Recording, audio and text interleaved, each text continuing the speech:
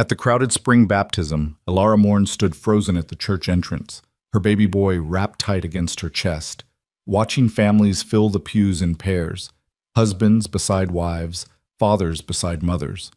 The priest's words still burned in her ears. Without a father or male guardian present, I cannot proceed with the blessing.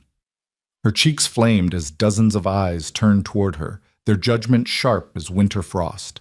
In that moment of crushing humiliation, she made a decision that would change 3 lives forever. She turned toward the shadows at the back of the church, where a solitary figure stood apart from the crowd, and asked a question that no respectable widow should ever ask a stranger. Before we begin this story of courage, sacrifice, and unexpected love, I invite you to stay with me until the very end, and please, leave a comment telling me what city or country you're watching from. I love knowing how far these stories travel across the world.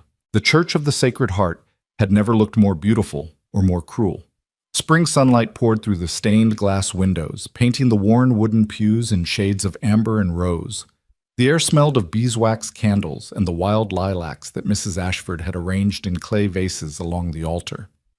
Every family in the valley had turned out for the baptism service, the first of the season, a celebration of new life after the long, bitter winter that had taken so many. Elara Morn had prepared for this day for weeks.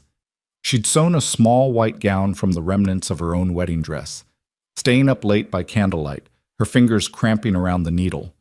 She'd saved coins from selling eggs and the herbs she grew in her garden, enough to pay for the blessing. She'd washed her hair in rosemary water and pinned it beneath her widow's bonnet, trying to look respectable, trying to look like she belonged among the other mothers. Her son Thomas, 8 months old, with his father's dark curls and her own gray eyes, had been fussy all morning, sensing perhaps his mother's nervousness. But now, wrapped in the christening gown, he'd finally settled against her shoulder, his small fist curled in the fabric of her black mourning dress. Black. Always black. It had been 14 months since the fever took her husband, Henry, and still the town expected her to wear the color of grief like a brand. Elara had arrived early, hoping to slip into a pew near the back, to go unnoticed among the crowd. But as family after family filed past her, she began to understand that something was wrong. The Hawthorns, who lived just down the road, averted their eyes as they passed. Mrs. Sullivan clutched her husband's arm tighter, whispering something behind her gloved hand. The Brennan boys, usually so friendly, suddenly found the floor fascinating. When Elara finally gathered the courage to step toward an empty pew, Mrs. Ashford, the minister's wife, a woman whose charity was as legendary as her judgment, placed a firm hand on the pew's edge. "I'm sorry, dear," Mrs. Ashford said, her voice pitched low, but not low enough. "These seats are reserved for the baptism families." "I am a baptism family," Elara replied, keeping her voice steady despite the trembling that had started in her hands. "I'm here for Thomas's blessing." Mrs. Ashford's lips pressed into a thin line, her eyes flickering to the baby and then away, as if the sight of him caused her pain. "Yes, well, about that. Reverend Ashford will need to speak with you before the ceremony begins. Perhaps you should wait in the vestibule." The vestibule. The place where latecomers stood, where the drunk and the disorderly were asked to wait until they could comport themselves properly. Elara's cheeks burned, but she nodded and turned away, feeling the weight of every gaze in that church pressing against her back like physical hands, pushing her toward the door, pushing her out. She stood in the vestibule for 20 minutes, listening to the organ music swell, listening to the congregation sing the opening hymn. Thomas began to fuss again, hungry and confused, and she rocked him gently, humming under her breath, trying to calm him, trying to calm herself. When Reverend Ashford finally appeared, his face was grave with the kind of regret that comes too easily to those who have never truly suffered. "Mrs. Morn," he began, and even his voice was wrong, too gentle, too pitying. "I'm afraid there's been a complication with Thomas's baptism." "What complication?" Elara asked, though some part of her already knew, some part of her had known since the moment Mrs. Ashford refused her a seat. "The sacrament of baptism requires the presence of both parents, or in the case of unfortunate circumstances, a male relative or guardian who can stand in the father's stead, to speak for the family, to take responsibility for the child's spiritual upbringing." Elara stared at him. "I'm his mother. I'm his family." Of course, of course. Reverend Ashford's hands fluttered in a gesture that might have been meant as comforting, but felt only dismissive. No one questions your devotion, Mrs. Morn, but the church has protocols, standards that must be maintained. Surely you have a brother, an uncle, even your late husband's father. My brother is in Boston, has been for 3 years. My husband's parents died before we married. There is no one. Then perhaps, the Reverend said slowly, it would be best to wait until that is, until your circumstances have changed, until there is a man in your household who can properly represent. You want me to marry again before you'll baptize my son? Ilara's voice cracked on the words, too loud in the small space. That's what you're saying? That my child can't receive God's blessing unless I have a husband? Mrs. Morn, please keep your voice down. He's 8 months old.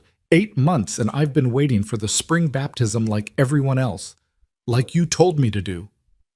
I understand your distress, but you must understand the position the church is in. There are rules, traditions. Traditions, Ilara laughed, and it came out bitter and sharp. My husband died serving this community. He died bringing medicine through the snow to the Cooper family when half their children had the fever. He died being the good Christian man everyone said he was. And now you're telling me that his son, isn't worthy of baptism because there's no man standing beside me. Reverend Ashford's face had gone red. Behind him, Ilara could see faces peering around the doorframe. Mrs. Sullivan, the Brennan mother, others whose names she'd once known, who'd once welcomed her into their homes. Now they stared at her like she was something shameful, something to be whispered about behind closed doors. Perhaps, the Reverend said stiffly, we should discuss this at another time. When you've had a chance to calm yourself and think rationally about... I am thinking rationally. Ilara's voice broke entirely now, tears hot in her eyes. I'm thinking that my son deserves the same blessing as every other child in this church. I'm thinking that faith shouldn't depend on whether there's a man in the house. I'm thinking that you're a hypocrite, Reverend, and that this church is full of them. The gasps from the doorway were audible even over Thomas's sudden crying. Ilara clutched her son closer, her heart hammering against her ribs, her whole body shaking with rage and humiliation and grief that had no bottom.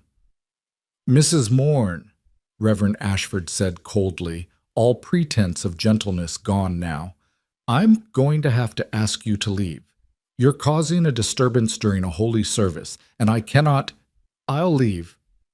Ilara's voice came out flat, drained of everything except a bone-deep weariness. But you'll answer to God for this.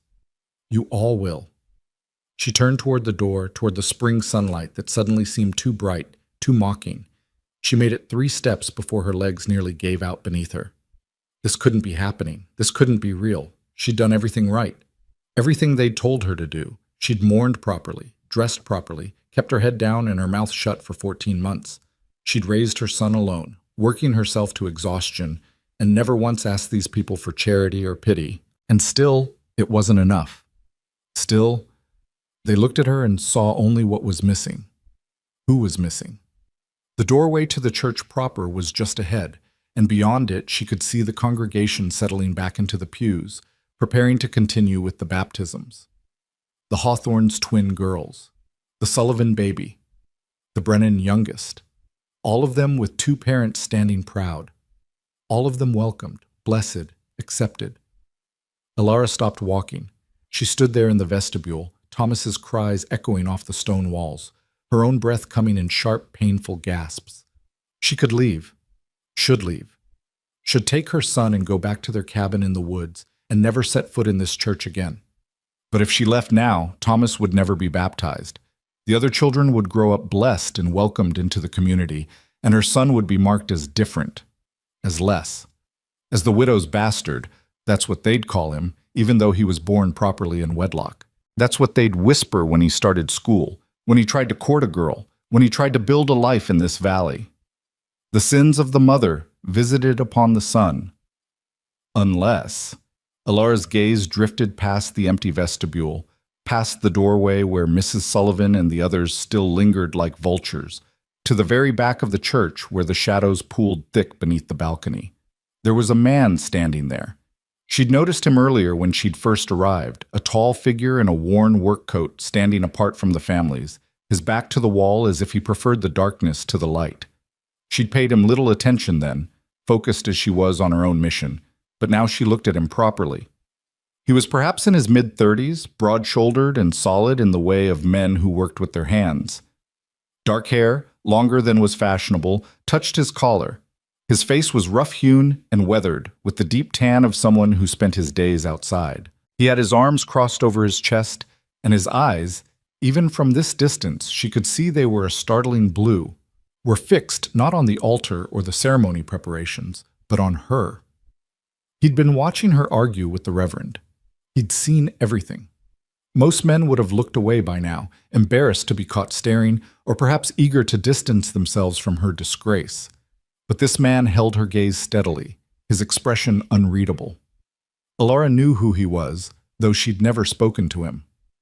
Everyone in the valley knew of Rowan Blake, the lumberjack who lived alone on the mountain, who came down to town only to sell timber and buy supplies. He was a fixture at the edges of valley life, present but not part of it, seen but not known. They said he'd come from back east 5 or 6 years ago, after some tragedy no one could quite name. They said he was a hard worker, honest in his dealings, but cold, distant. A man who preferred trees to people. They said he'd never married, never courted, never showed interest in anything except his work. And now he was the only person in this entire church who was looking at Alara Morn without judgment in his eyes. The idea came to her all at once, terrible and desperate and utterly insane. What if? Alara's heart began to pound again, but this time not with humiliation, with something wilder, more dangerous. A plan forming before she could think it through, before reason could stop her. Reverend Ashford wanted a man beside her? Fine, she'd give him a man. Before she could lose her courage, before she could remember all the reasons this was madness, Alara turned and walked straight toward the back of the church, toward the shadows, toward Rowan Blake. The few people still lingering near the vestibule fell silent, watching her with wide eyes. She heard someone whisper, "What is she doing?" But she didn't stop, didn't slow. Rowan Blake's eyes tracked her approach, his expression shifting from neutral observation to something like wariness. He straightened slightly as she came closer, uncrossing his arms, his body language suddenly alert, defensive. Alara stopped 3 feet away from him, close enough to speak quietly, too far for impropriety. Thomas had quieted against her shoulder, perhaps sensing the change in her heartbeat, the shift in her intention. Up close, Rowan Blake was even more imposing than she'd realized. He towered over her by nearly a foot, his shoulders broad enough to block out the light from the doorway. His hands, hanging loose at his sides, were scarred and calloused, the hands of a man who'd spent years swinging an axe. But his eyes, meeting hers directly for the first time, were not cold. They were careful, guarded, the eyes of someone who'd learned to expect the worst from people. "Mr. Blake," Alara said, her voice steadier than she felt. "I need to ask you something." He didn't respond, just waited, watching her. God help her. God forgive her. "I need you to do something for me," she continued, dropping her voice to barely above a whisper. "Something that will sound strange, possibly scandalous. But I swear to you, I have no ill intentions, and I'm not trying to trap you into anything you don't want." One of his eyebrows rose slightly, the closest thing to a reaction she'd gotten. Alara took a breath. "The Reverend won't baptize my son without a father or male guardian present. I have no one, no family close enough, no one who can stand with me. But if you were willing—" The words stuck in her throat, too absurd to speak aloud. "If I what?" His voice was deeper than she'd expected, rough with disuse, as if he didn't speak often enough to keep it smooth. "If you would pretend," Alara forced out, "just for today, just for the ceremony, if you would stand beside me and pretend to be Thomas's father or his guardian, just long enough for the blessing." Rowan Blake stared at her. The silence stretched so long that Alara's courage began to crack, shame flooding in to fill the spaces where desperate hope had been. "I know it's an outrageous request," she said quickly, "and I have no right to ask it of you. We're strangers. You owe me nothing, but I have no one else to turn to. And my son, He deserves this blessing. He deserves to be welcomed into this community, even if I'm not. And all it would take is 5 minutes of your time, 5 minutes of standing beside me and saying nothing. Afterward, you can leave, and I'll never bother you again. I'll tell everyone it was a temporary arrangement, that you were doing a Christian kindness, nothing more. Your reputation won't be— Yes. Alara's words died in her throat. What? I'll do it. Rowan Blake's voice was flat, matter-of-fact, as if she'd asked him to help carry firewood, not to claim a child that wasn't his. I'll stand with you. She stared at him, searching his face for mockery, for cruelty, for any sign that this was a joke at her expense. But his expression remained serious, those blue eyes steady on hers. You will? That's what you asked, isn't it? Yes, but— Alara shook her head, trying to clear the fog of shock. Mr. Blake, do you understand what I'm asking? People will talk. They'll make assumptions about us, about Thomas. They might think that you and I— People always talk. He said it simply, as if it were a fact of nature, like rain or snow. Doesn't matter much what they say. It might matter to you, later. When— Mrs. Morn— He cut her off gently, but firmly. Do you want my help or not? And there it was. The simple question, stripped of all the complications she was trying to heap onto it. Did she want this? Did she want to walk back into that church with this strange, solitary man beside her and claim him as family, even falsely? Thomas stirred against her shoulder, making a small sound of contentment. His tiny hand gripped the fabric of her dress, trusting completely in her to make the right choice. Yes, Alara whispered. Yes, I want your help.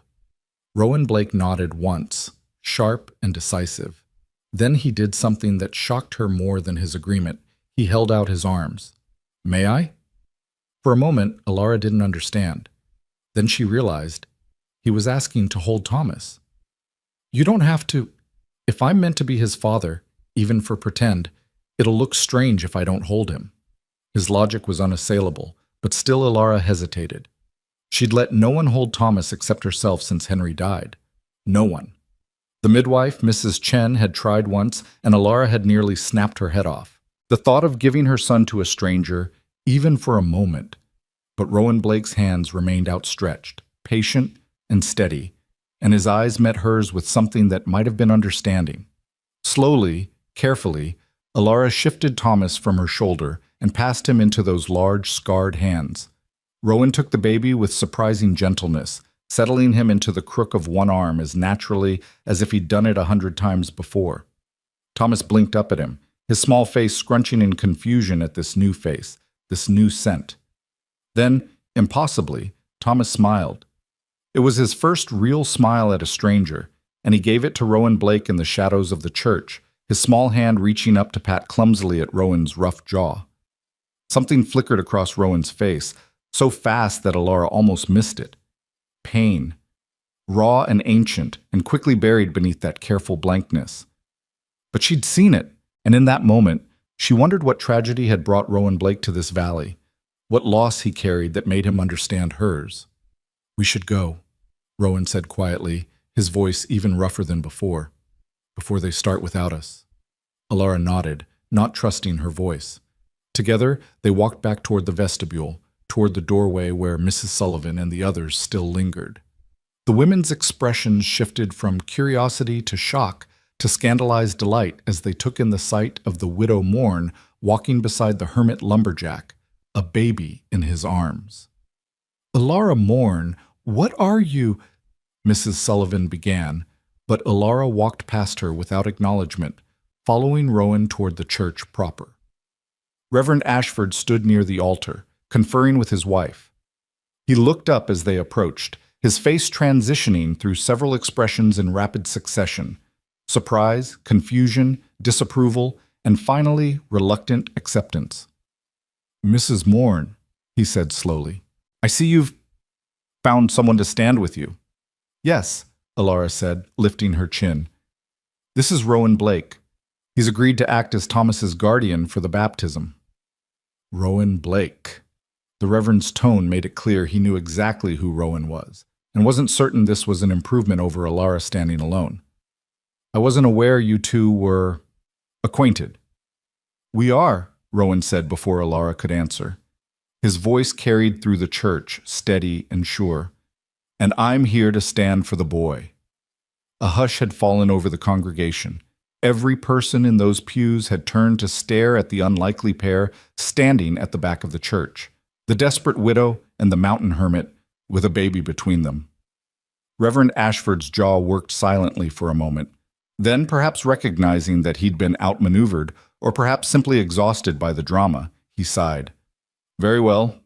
Please take your places with the other baptism families. The pews near the front had spaces reserved for the families participating in the ceremony.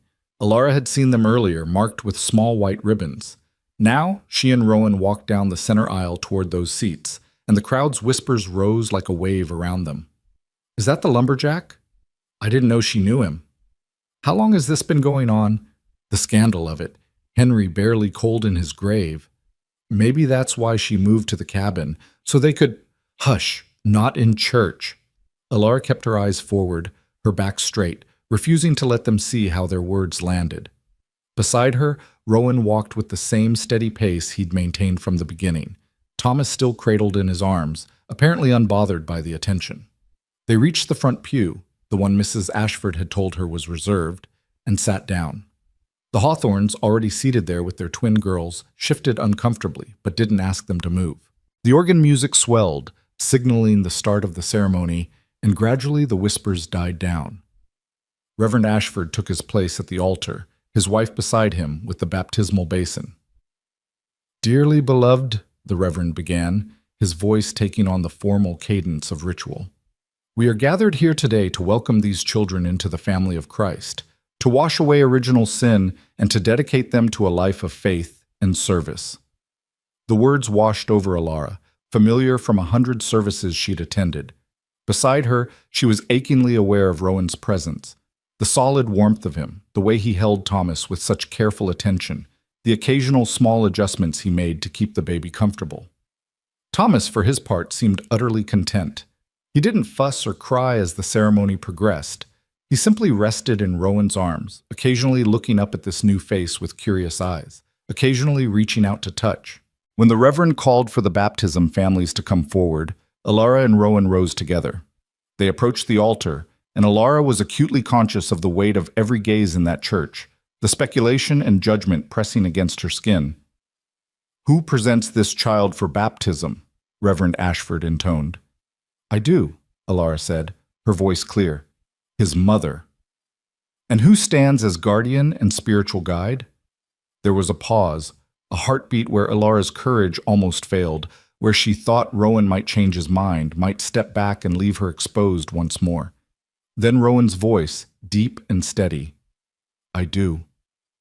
The Reverend's hands moved through the familiar motions, touching the water, making the sign of the cross, anointing Thomas's forehead.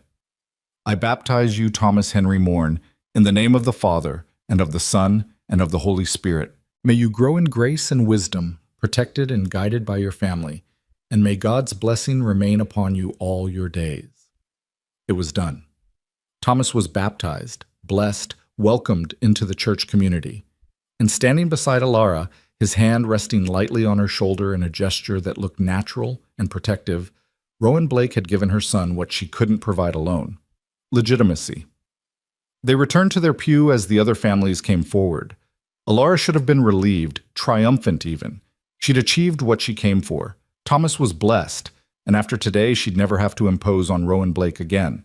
But as she sat in that pew, watching him rock her son gently when Thomas began to fuss, watching the careful way he supported the baby's head, the unexpected tenderness in those rough hands, she felt something shift inside her chest. Gratitude, yes, but also something more complicated, something that made her throat tight and her eyes sting with tears she couldn't shed, not here, not in front of everyone. This stranger had given her more than just his presence. He'd given her dignity. He'd stood beside her when no one else would, and he'd asked for nothing in return. The ceremony ended, and the congregation began to file out for the reception on the church lawn. Alara and Rowan remained seated, letting the others leave first, avoiding the inevitable barrage of questions and false congratulations. When the church had mostly emptied, Rowan finally spoke. "You'll want him back now, I expect." It took Alara a moment to realize he meant Thomas. "Oh, yes, yes, of course."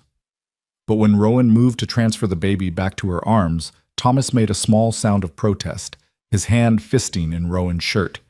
He didn't want to let go. "Sorry," Alara murmured, gently prying her son's fingers loose. "He's usually not like this with strangers." "He's a good boy," Rowan said quietly, and there was that flicker of pain again, gone almost before it appeared. "You've done well with him. On your own." The compliment, simple and sincere, hit Alara harder than any of the day's cruelties. Her vision blurred with tears, and she had to look away, focusing on settling Thomas against her shoulder. "Thank you," she managed. "For today. For what you did. I know it was an imposition, and I'm sorry I put you in that position, but I didn't know what else—" "Mrs. Morn." Rowan stood, and she had to crane her neck to look up at him. "You don't need to apologize. I'm glad I could help. Still, if there's ever anything I can do to repay you—" "There's not." He said it firmly, but not unkindly. "No debt, no obligation. You needed help, and I gave it. That's all." He turned to leave, and panic flared in Alara's chest. She wasn't sure why. The arrangement was over just as she'd promised. He'd done what she asked, and now he was free to return to his mountain, to his solitary life. But the words tumbled out before she could stop them.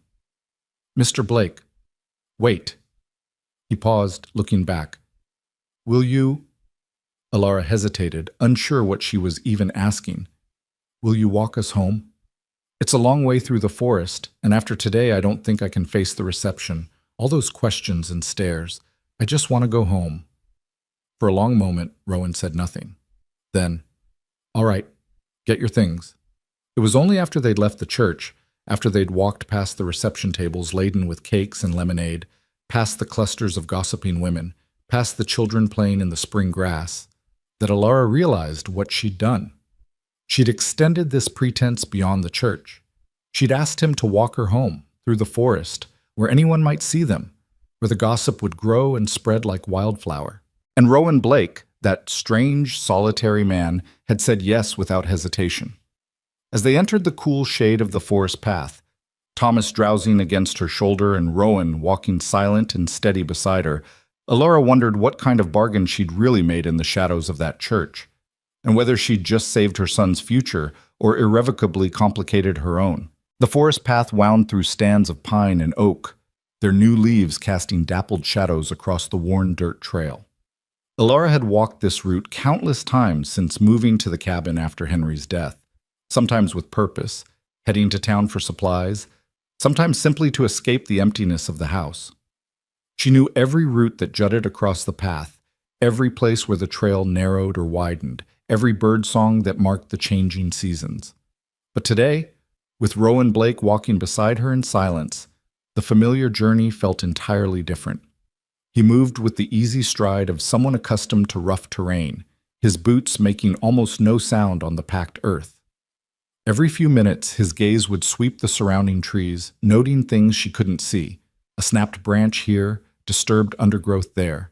The habits of a man who lived alone in the wilderness, always alert, always reading the forest like other men read newspapers. Thomas had fallen completely asleep against Alara's shoulder, his small body warm and heavy with the deep sleep of infancy. She adjusted her grip, trying to ease the ache in her arms without waking him. "I can carry him if you'd like," Rowan offered, the first words either of them had spoken since leaving the church grounds. "No, thank you. I've got him." Alara's response came automatically, that fierce protectiveness rising up again. Then, hearing how sharp her voice sounded, she added more gently, "He's fine. Almost home anyway." Almost home. Another 20 minutes of walking, maybe less, and then this strange interlude would end. Rowan would return to his mountain, and she'd return to her solitary life with Thomas, and today would become just another story the valley women whispered about over their washing and their quilting. Poor Alara Morn.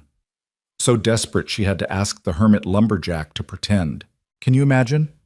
"They'll talk," Alara said abruptly, the thought escaping before she could contain it. "About today. About us." I'm sorry for that. Rowan's stride didn't falter. Already said, doesn't matter what they talk about. It matters if it affects your business. If people think that you and I are, that we're, she couldn't quite bring herself to finish the sentence. That we're what? Courting? Involved? He said the words plainly, without embarrassment. Let them think it. Won't change whether they buy my timber or not. They need lumber. I cut lumber. That's all the relationship that matters. His pragmatism should have been reassuring, but instead it made Alara feel strangely hollow. Of course he was right. Of course the valley needed his timber regardless of his personal life. But she couldn't help feeling that she dragged him into something messy and complicated, something that might cost him more than he realized. Still, she persisted, your reputation, Mrs. Morn. He stopped walking, and she stopped too, turning to face him. His blue eyes were serious but not unkind. I have no reputation to protect. I'm the strange man who lives on the mountain and talks to no one. That's what they say about me, and it's true enough. Adding a rumor about helping a widow won't change anything that matters. It matters to me, Alara said quietly. What you did today, standing with me when no one else would, it matters to me. Something shifted in Rowan's expression, a crack in that careful blankness. For just a moment she saw something raw underneath, loneliness maybe, or recognition, the look of someone who understood exactly what it meant to stand alone. Then it was gone, and he was turning back to the path, resuming his steady pace. Your cabin's just ahead, isn't it? Through that clearing? Alara blinked at the abrupt change of subject, but followed his lead. Yes, just past the old oak. They walked the remaining distance in renewed silence, emerging from the forest into the small clearing where her cabin stood. It was a humble structure, one room with a loft, really, built by Henry's father 40 years ago. The logs were weathered but solid, and the roof was tight thanks to repairs Henry had made the autumn before he died. There was a small vegetable garden plot, empty now except for a few winter-hardy herbs, and a chicken coop that housed her 4 hens. Smoke curled from the chimney. Alara frowned, confused, before remembering. She'd banked the fire before leaving that morning, but hadn't let it die completely. It must have revived itself in the hours she'd been gone. It's not much, she said, feeling suddenly self-conscious about the humble dwelling. But it's home. Rowan's gaze swept across the clearing, taking in the cabin, the garden, the small woodshed beside the coop. His eyes lingered on something near the porch, and his expression tightened almost imperceptibly. Your porch step is cracked, he said. 3rd one from the top. You'll want to fix that before someone puts their foot through and breaks an ankle. Alara looked where he was pointing and saw what she'd been ignoring for weeks, a split in the wood that had been growing steadily worse with each freeze and thaw. She'd meant to repair it, but between caring for Thomas and managing the garden and the chickens and everything else, there never seemed to be time. I know, she admitted. It's on my list, along with about 100 other things that need fixing. Your list might be shorter with 2 people working on it. The suggestion hung in the air between them, unexpected and loaded with implications Alara wasn't sure how to interpret. Was he offering to help, or simply making an observation about the general difficulties of maintaining a homestead alone? Before she could formulate a response, Thomas stirred against her shoulder, making small grumbling sounds that meant he'd wake fully in moments, and once awake, he'd be hungry and fussy. I should get him inside, Alara said. Fed and changed. Thank you again, Mr. Blake, for everything today. I truly don't know what I would have done without... Your woodpile is low. Alara followed his gaze to the covered stack beside the cabin. He was right. She had perhaps 2 weeks' worth of split wood remaining, and after that she'd need to cut more. Another task on that endless list. I'll manage, she said, more defensively than she'd intended. I've been managing for 14 months. I know you have. There was no condescension in his voice, only a simple statement of fact. But managing and thriving aren't the same thing, and there's no shame in accepting help when it's offered. Is it? Offered, I mean? Alara searched his face, trying to understand what he was really saying. Because if you're offering out of some sense of obligation, some feeling that because you stood with me today, you now have to... I don't do things out of obligation, Rowan interrupted, his voice still even but with an edge of something firmer underneath. I offered because your woodpile is low, and I know how to split wood, that's all, not complicated. Thomas began to cry in earnest now, his small face scrunching up with indignation at being hungry and uncomfortable. Alara bounced him gently, but she knew from experience that once he reached this point, only milk and a clean diaper would satisfy him. I really need to get him inside, she said apologetically. But thank you for the offer. I'll think about it. She turned toward the cabin, fumbling with the latch while supporting Thomas's weight. Behind her, she heard Rowan's footsteps, not walking away down the path as she'd expected, but moving toward the woodshed. Mr. Blake, what are you... But he'd already reached the shed and was examining the axe she kept there, testing its edge with his thumb, his expression disapproving. This hasn't been sharpened in weeks. Dangerous to use a dull blade. More likely to glance off and hit your leg than split the wood clean. I know that, Alara said, exasperation bleeding into her voice despite her gratitude. I just haven't had time to sharpen it properly. Thomas's cries escalated to proper wailing, and Alara gave up on the conversation, pushing through the cabin door and into the dim interior. She'd deal with the strange, helpful lumberjack after she'd dealt with her furious son. The cabin was exactly as she'd left it, neat because she couldn't stand disorder, spare because she owned so little. The main room held a table and 2 chairs, a rocking chair by the fireplace, and a cradle that Henry had made before Thomas was born. In the corner stood her small bed, and above, the loft where Thomas would sleep when he was older held only boxes and memories she couldn't bear to sort through yet. Alara settled in the rocking chair and began nursing Thomas, who latched on immediately and stopped crying as suddenly as if someone had turned off a spigot. The familiar rhythm of it, the gentle pull, the small sounds of satisfaction, the weight of him in her arms, began to ease the tension that had coiled through her all day. Through the window, she could see Rowan moving around the woodshed. He'd found her whetstone, apparently, because she could hear the distinctive sound of metal sliding against stone, regular and practiced. He was sharpening her axe. She should tell him to stop, should insist that she could handle her own tools, her own work. But Thomas was feeding, and she was tired, so tired, and the sound of someone else taking care of something, anything, was strangely comforting. By the time Thomas had finished nursing and been changed and settled in his cradle for a nap, the sharpening sounds had stopped. Alara peered through the window and saw no sign of Rowan. He must have left while she was distracted with the baby. Good. That was good. He'd done his kindness and gone home just as they'd implicitly agreed. But when she opened the door to check on the chickens before starting her own belated lunch, she nearly collided with Rowan on the porch. He was crouched down, examining the cracked step with a focus that suggested he'd been there for several minutes.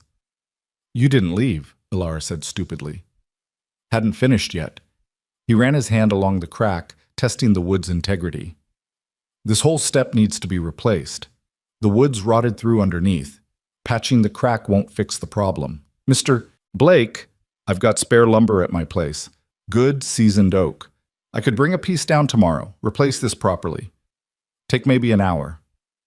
Tomorrow? Alara's voice came out higher than intended. You're planning to come back tomorrow? Rowan looked up at her, those blue eyes steady and guileless. Unless you'd rather I didn't. It's not that, it's just... She struggled to find words that wouldn't sound ungrateful or, worse, frightened. Though perhaps she was frightened, just a little. Not of him. She didn't fear Rowan Blake would hurt her. But of what it might mean if he kept coming back, kept helping, kept being present in her life and Thomas's. Of what the valley would say. Of what she herself might start to want. Just what? He prompted when she'd been silent too long. It's just that I don't want you to feel obligated. You've already done so much today, and I release you from any sense of duty that you might... Mrs. Morn. He stood, and she had to tilt her head back to maintain eye contact. I'm not a man who does things out of duty. When I stood with you today, that was my choice.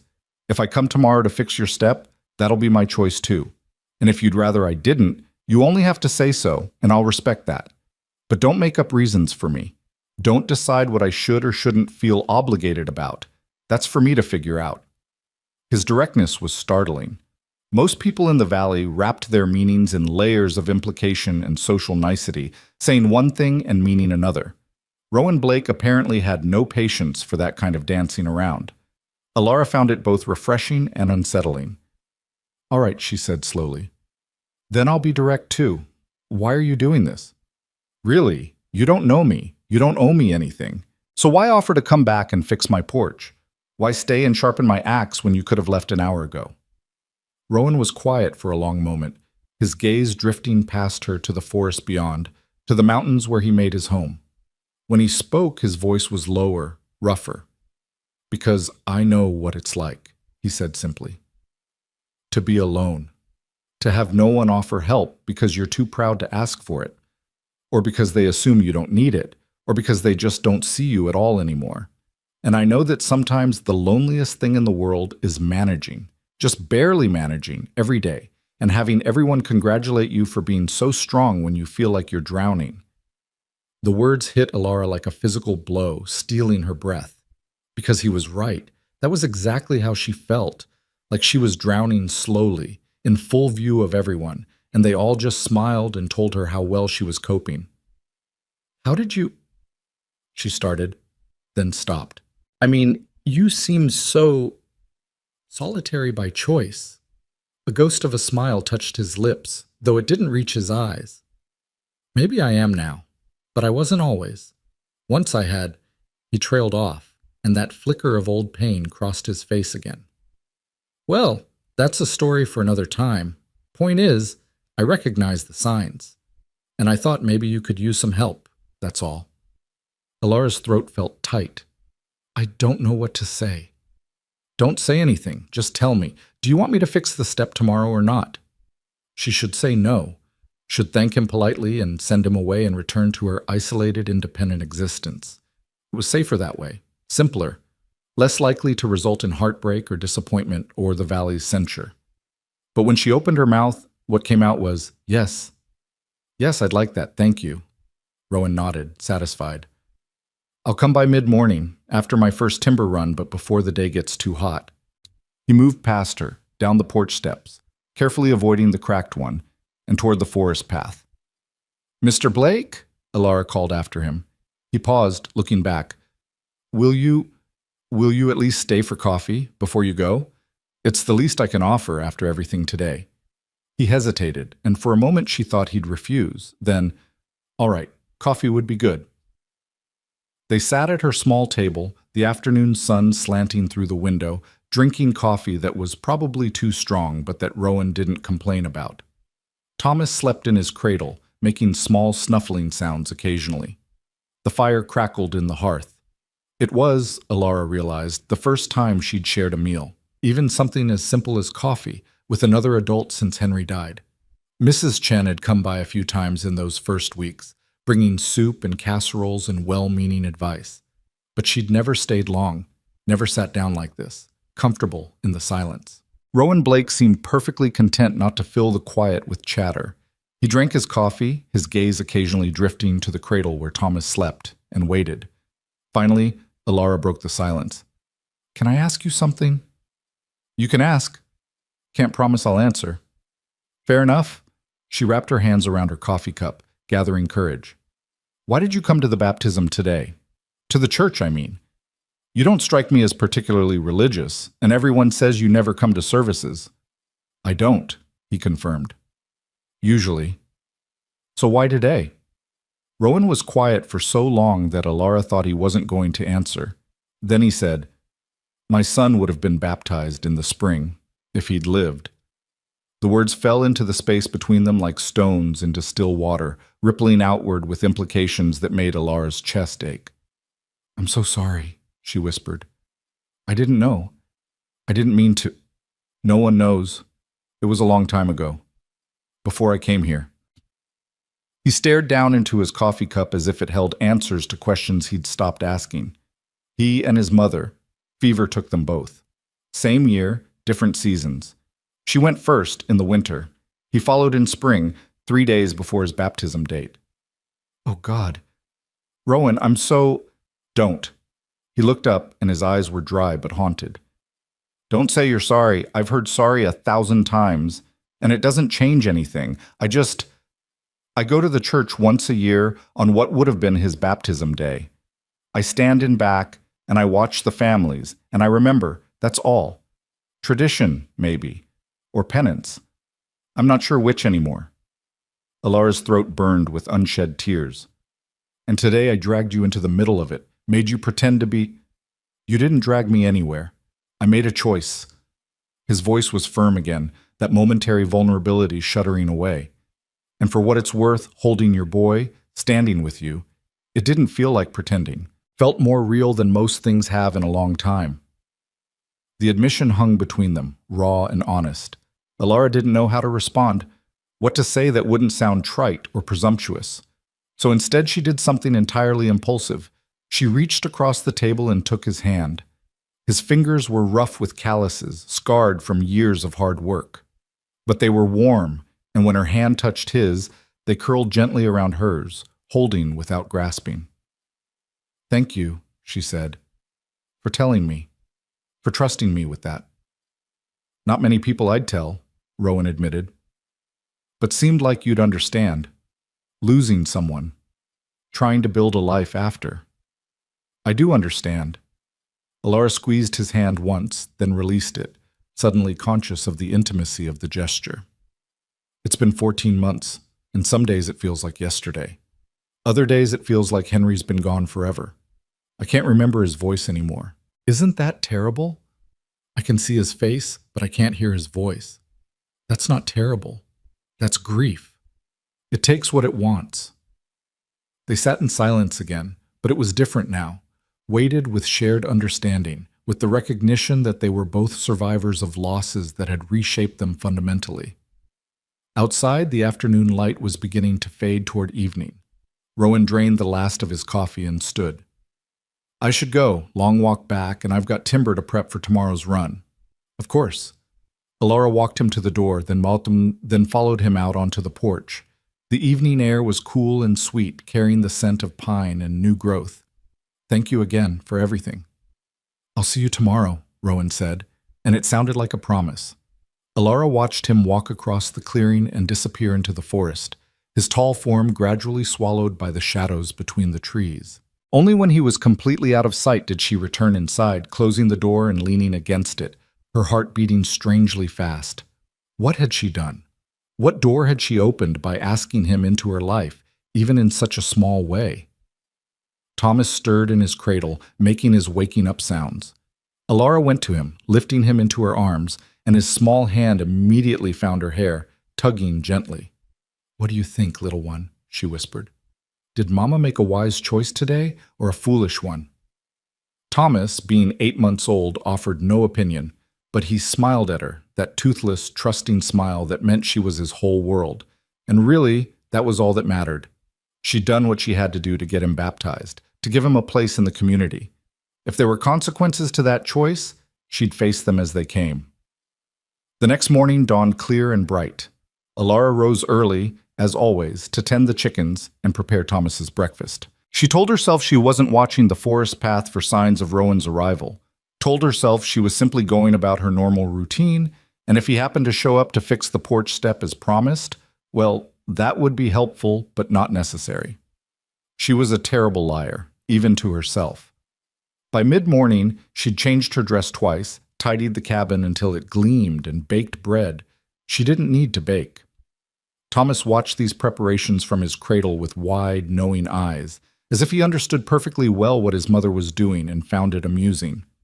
"Don't look at me like that," Alara told him. "I'm simply being a good hostess, that's all."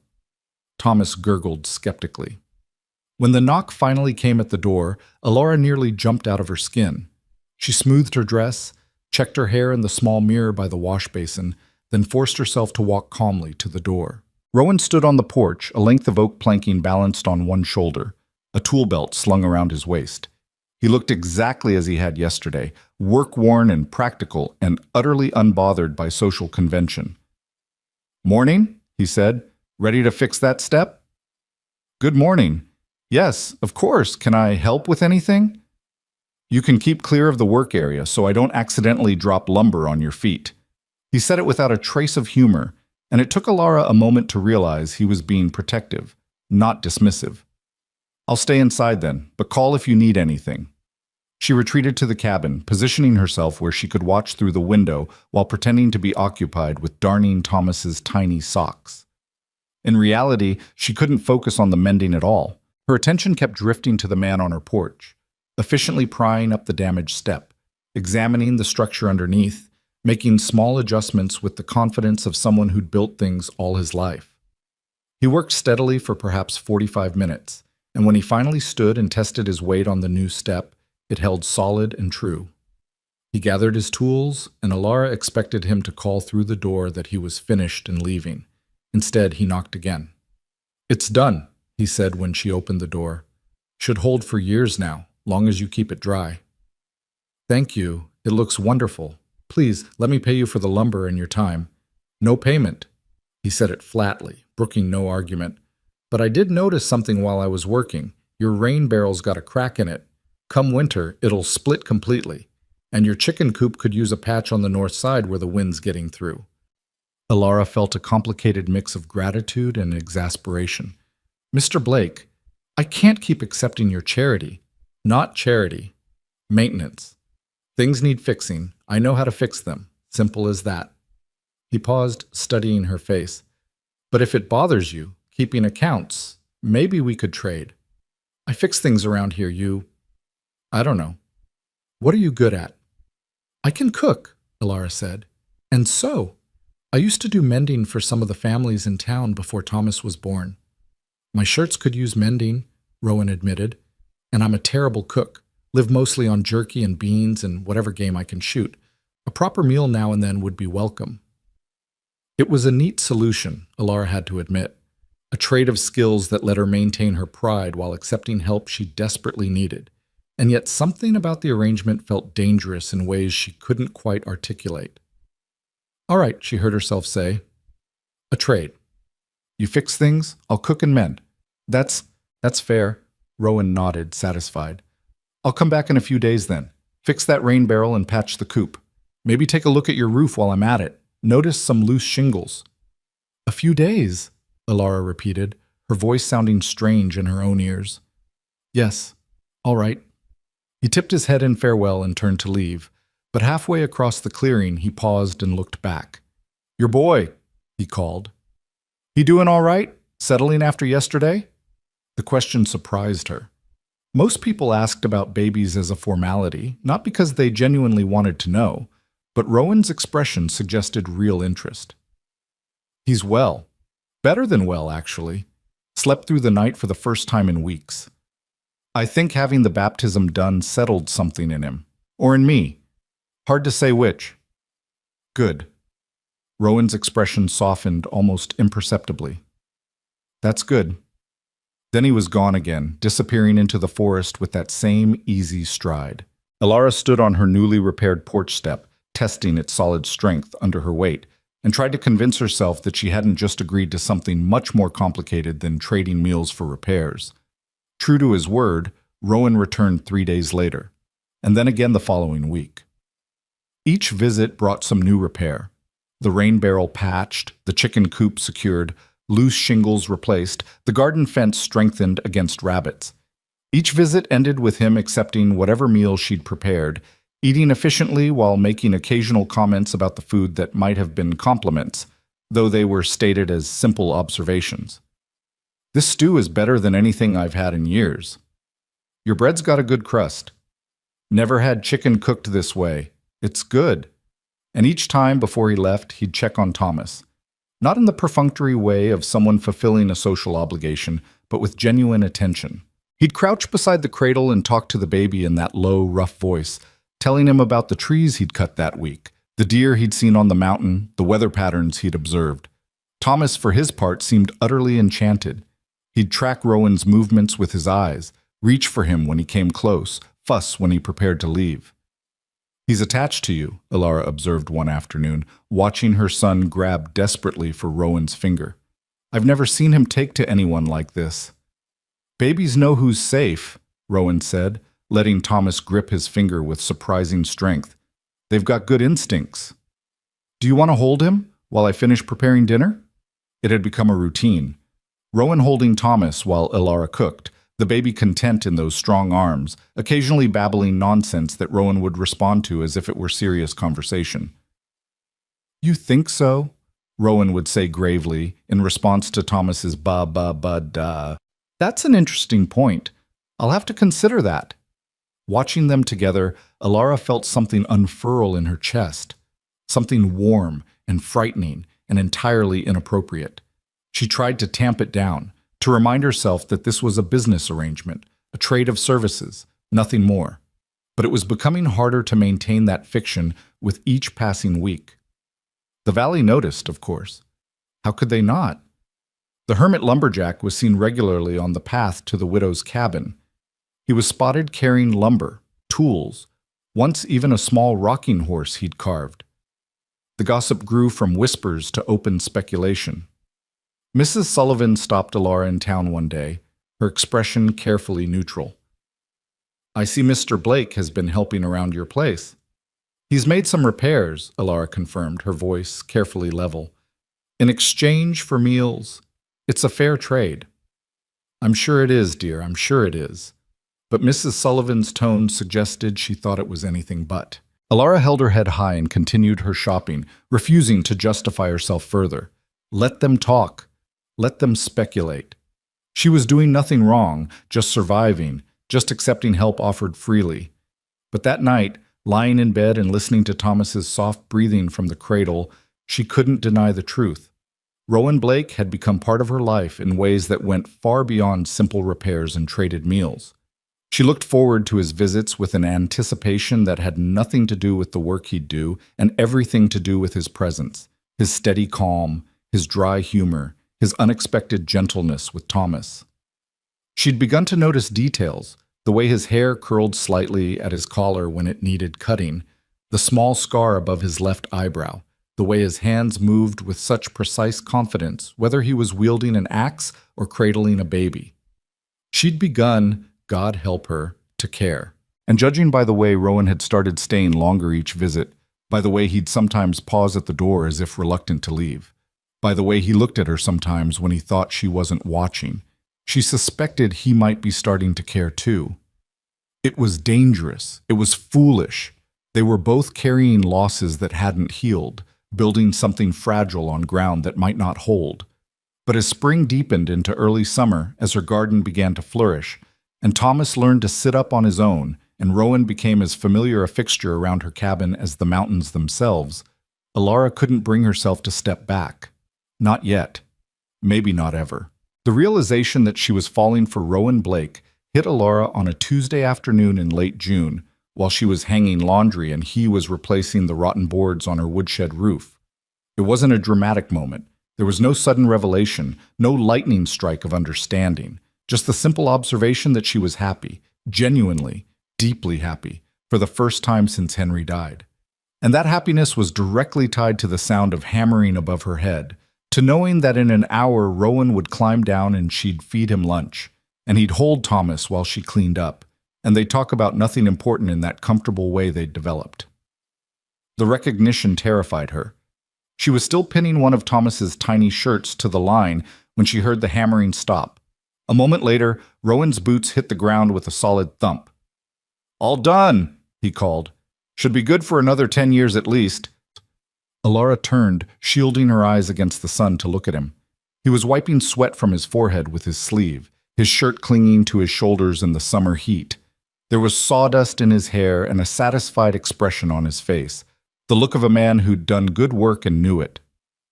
"Thank you," she said, and heard the catch in her own voice. Rowan's expression shifted, concern replacing satisfaction. "You all right?" Yes, I'm fine, just..." She gestured vaguely at the laundry, the cabin, everything. "Grateful, I suppose, for all of this. For you." He studied her for a long moment, those blue eyes seeing more than she wanted them to. Then he crossed the clearing to where she stood, stopping just close enough that she had to tilt her head back to meet his gaze. "Alara," he said, and it was the first time he'd used her given name instead of the formal Mrs. Morn.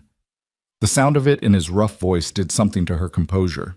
"You don't have to keep thanking me. I'm not doing this out of obligation or charity. I'm doing it because I want to be here." "Why?" The question escaped before she could stop it. Why do you want to be here? We're nothing to you. You're not nothing. He said it with such quiet intensity that her breath caught. You and Thomas, you're not nothing to me. Haven't been for a while now. The air between them seemed to thicken, charged with something Alara wasn't sure either of them was ready to name. She could smell the honest sweat on him, the sawdust and pine sap that clung to his clothes, could see the pulse beating at the base of his throat. One step. That's all it would take. One step forward, and she could... Thomas's cry from inside the cabin shattered the moment. Not his hungry cry or his tired cry, but something sharper, more distressed. Both of them moved at once, Rowan reaching the door a stride ahead of her. The baby was in his cradle, his face flushed bright red, his small body rigid with discomfort. Alara scooped him up immediately, pressing her hand to his forehead. He's burning up, she said, fear spiking through her. Rowan, he's burning up. How long has he been sleeping? Rowan was already moving, dampening a cloth at her wash basin. 2 hours, maybe 3. He seemed fine when I put him down. Just a little fussy, but I thought... Her voice cracked. Oh God, I should have checked on him sooner. I should have noticed. Hey! Rowan pressed the cool cloth into her hands. Don't do that. Don't blame yourself. Babies get fevers. It happens. But Alara could barely hear him over the roaring in her ears. Thomas was burning up, his little body radiating heat that couldn't be normal, couldn't be safe. And she knew, with the terrible certainty of someone who'd already lost too much, that this was how it started. This was how Henry's illness had begun. A fever, just a fever, until suddenly it wasn't. We need to get him to Mrs. Chen, she said, already moving toward the door. The midwife. She'll know what to do. Mrs. Chen lives on the other side of the valley. That's a 2-hour walk. Rowan's voice was calm but firm. There's a doctor in town. Closer. The town doctor won't see me. Alara's laugh came out bitter and broken. Not after I caused that scene at the church. Not without a man to vouch for me. You know how it is. Then I'll vouch for you. Rowan took the cloth from her shaking hands and gently wiped Thomas's face, trying to cool him. We'll go together, right now. Thomas let out a thin, reedy cry that sounded nothing like his usual robust complaints. His eyes were glazed, unfocused, and when Alara tried to get him to nurse, he turned his head away weakly. Something's wrong, she whispered. Something's really wrong. Rowan placed a hand on her shoulder, steady and grounding. Then we go. Now. Can you walk and carry him? Yes. Yes, I can. Good. I'll carry supplies. He was already moving, gathering a clean cloth, the water flask, a blanket to shield Thomas from the sun. His movements were quick and efficient, no wasted motion, no panic. Which way to the doctor? Through town, Main Street, blue house with white shutters. But Rowan, if he won't see us, he'll see us. There was something hard in Rowan's voice now, something that suggested anyone who tried to turn them away would regret it. Come on. They set off at a pace just shy of running, Alara clutching Thomas to her chest, while Rowan kept close beside her, ready to steady her if she stumbled. The path through the forest seemed endless, every root and rock a potential disaster. Thomas had gone frighteningly quiet, his small breaths coming fast and shallow. Talk to me, Rowan said as they walked. Keep talking. Tell me about when he was born. Was it an easy birth? Alara understood what he was doing, keeping her focused, keeping her from spiraling into panic. She forced words through her tight throat. Long. It was long. Nearly 20 hours. Mrs. Chen said he was stubborn even then, taking his time. Takes after his mother, then. Despite everything, Alara almost smiled. Henry said the same thing. He waited with me the whole time, right outside the bedroom. Mrs. Chen finally had to tell him to go chop wood or something useful because his pacing was making her nervous. Sounds like a good man. He was. Alara pressed her lips to Thomas's hot forehead. He would have loved him so much, would have been such a good father. He is being a good father, Rowan said quietly. Through you. Everything you're doing for Thomas, that's Henry too.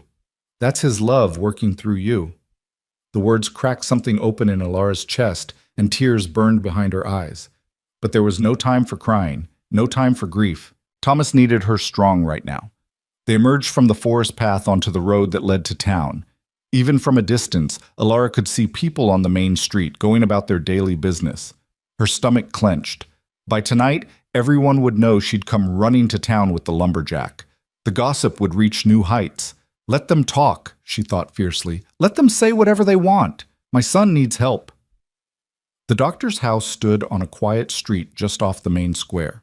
Dr. Morrison was a stern man in his 60s, respected in the valley for his skill, but known for his rigid adherence to propriety. Alara had never had reason to visit him before. Mrs. Chen had attended Thomas's birth, as she attended most births in the valley.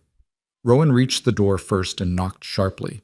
When no immediate answer came, he knocked again, louder. The door opened to reveal Dr.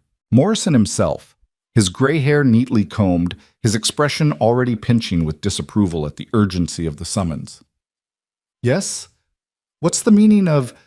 He stopped when he saw Alara, recognition flashing across his face. Then his gaze moved to Rowan, and his disapproval deepened. I see. My son needs help, Alara said, her voice shaking but clear. He has a high fever. He won't eat. Please, Dr. Morrison, please look at him. The doctor's expression didn't soften. Mrs. Morn, I'm afraid my schedule is quite full today. Perhaps Mrs. Chen is 2 hours away, Rowan interrupted, his voice low and dangerous. This child needs a doctor now, not in 2 hours, now. Mr. Blake, I presume. Dr. Morrison's tone was icy. I've heard about your arrangement with Mrs. Morn. However, that doesn't give you the right to make demands on my time. There are protocols, proper ways of requesting medical attention. To hell with protocols. Rowan moved closer, and though he didn't touch the doctor, his size alone was intimidating. There's a sick baby who needs help. That's the only thing that matters. Now, are you going to do your job, or do I need to carry this child to the next town and find a doctor who actually cares about saving lives? Dr. Morrison's face flushed red. How dare you! Thomas chose that moment to make a sound that barely qualified as a cry, more of a thin, desperate wheeze. It was the sound of a child too sick to protest properly, and it cut through all the posturing and propriety like a knife. The doctor's expression shifted. Whatever his opinions about Ilara's reputation or Rowan's presumption, he was still a medical man at heart. He stepped back from the door. Bring him in, quickly. The examination room was clean and spare, smelling of carbolic and dried herbs. Doctor. Morrison directed Alara to lay Thomas on the examination table, then bent over him with practiced efficiency, checking his temperature, his breathing, listening to his chest, examining his throat. Alara stood to the side, gripping the edge of the table so hard her knuckles went white. Rowan was beside her, close enough that their shoulders touched, his presence solid and steadying. How long has he had the fever? Dr. Morrison asked, all business now. I don't know, maybe 3 or 4 hours. He seemed fine this morning, just a little fussy. Any other symptoms? Rash? Vomiting? No, nothing, just the fever, and now he won't nurse. The doctor continued his examination, his frown deepening. Finally, he straightened. It's croup. You can hear the inflammation in his breathing. It's relatively common in infants, especially during seasonal changes. The fever is concerning, but not immediately dangerous if we manage it properly. Relief crashed over Alara so hard she nearly collapsed. Rowan's hand found hers, squeezing gently. What do we do? She asked. How do we manage it? Cool baths to bring the fever down. Steam to help with the breathing. Boil water and let him breathe the vapor, but not too close or you'll scald him. And this? He moved to a cabinet and began measuring out a powder. Willow bark tea. 1/2 cup, 3 times a day. It'll help with the fever and the inflammation. He demonstrated how to prepare the tea, how to hold Thomas for the steam treatments, what danger signs to watch for. His manner was brusque but thorough, and Alara absorbed every instruction desperately. If the fever doesn't break by tomorrow evening, bring him back, Dr. Morrison said. And if his breathing becomes more labored, a rasping sound, or if he struggles to draw breath, come immediately. Don't wait. Thank you, Alara breathed. Thank you so much. What do I owe you? The doctor named a price that made Alara's stomach drop. She had some money saved, but this would take nearly all of it. Still, she'd pay 10 times that amount if it meant Thomas would be all right. She was fumbling with her purse when Rowan's voice cut through her thoughts. "I'll cover it." "No." Alara looked up sharply. "No, Rowan, you've done enough. I can pay us." "I know you can, but you'll need that money for supplies, for keeping your household running. Let me do this." He was already counting out coins, placing them on the doctor's desk. "Please." Dr. Morrison took the money, his expression unreadable. "The baby should recover fully in a few days. Keep him cool and comfortable. And Mrs. Morn," he paused, "whatever arrangements you've made in your personal life are your own business. But for what it's worth, you're fortunate to have someone willing to help you through this." It was as close to approval as they were likely to get. Alara nodded, not trusting herself to speak, and gathered Thomas back into her arms. The walk back to the cabin seemed even longer than the walk to town. Exhaustion dragged at Alara's limbs, and fear still clawed at her chest despite the doctor's reassurances. Croup could turn serious quickly. She'd heard stories of children who seemed fine one moment and were fighting for breath the next. "He'll be all right," Rowan said, as if reading her thoughts. "We caught it early. You got him help in time." "Because of you." Alara's voice was thick with emotion. "If you hadn't been there, if I'd had to walk to Mrs. Chen's alone, but I was there.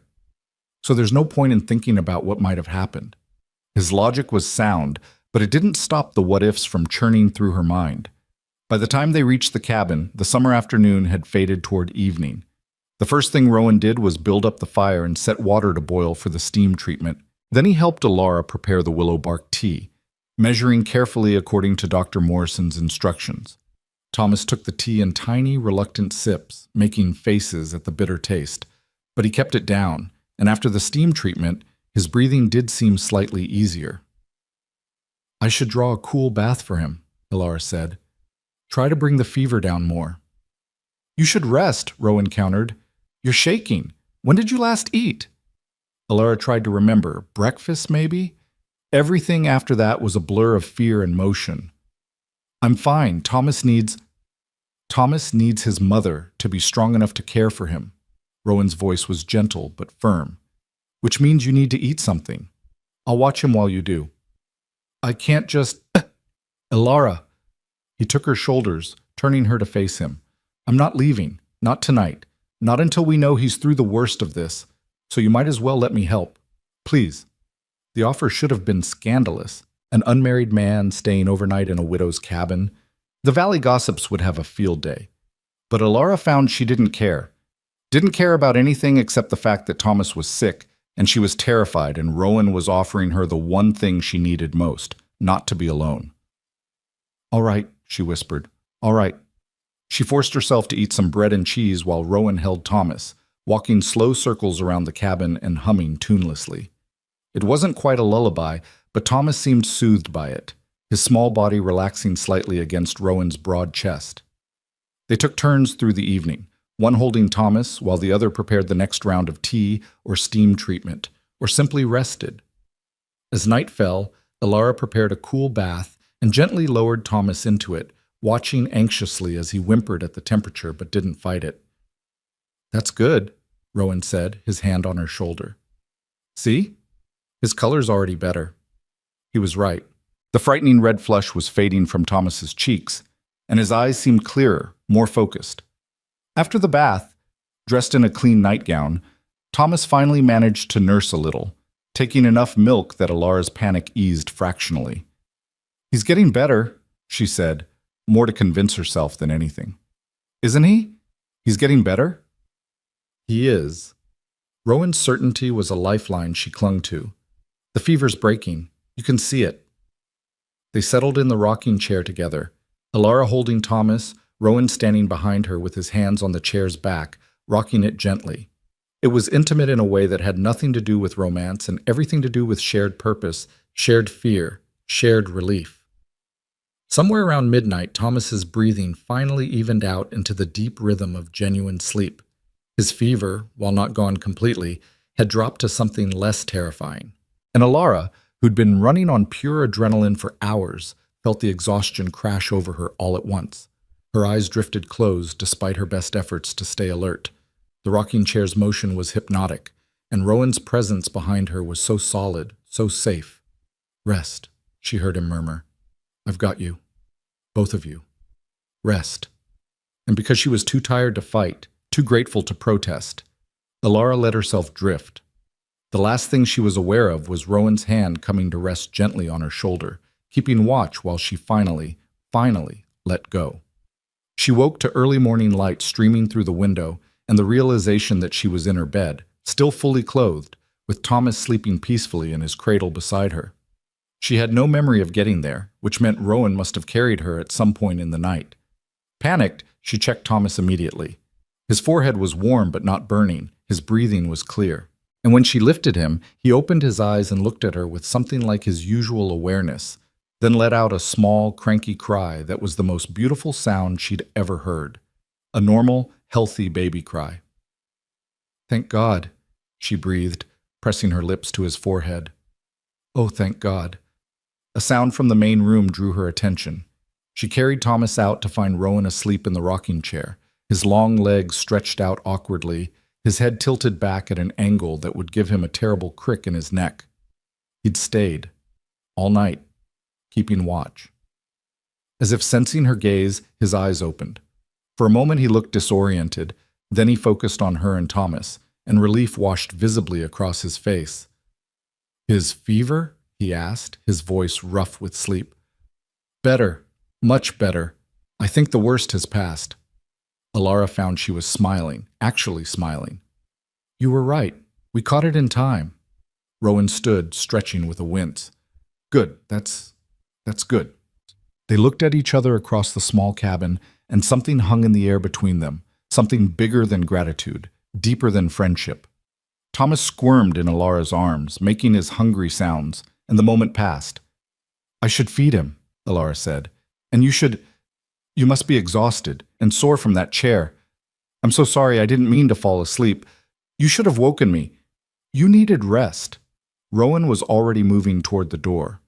"I should head home anyway, check on things, but I'll come back this afternoon, make sure he's still improving." "Rowan, wait." Alara shifted Thomas to one hip and crossed to where Rowan stood.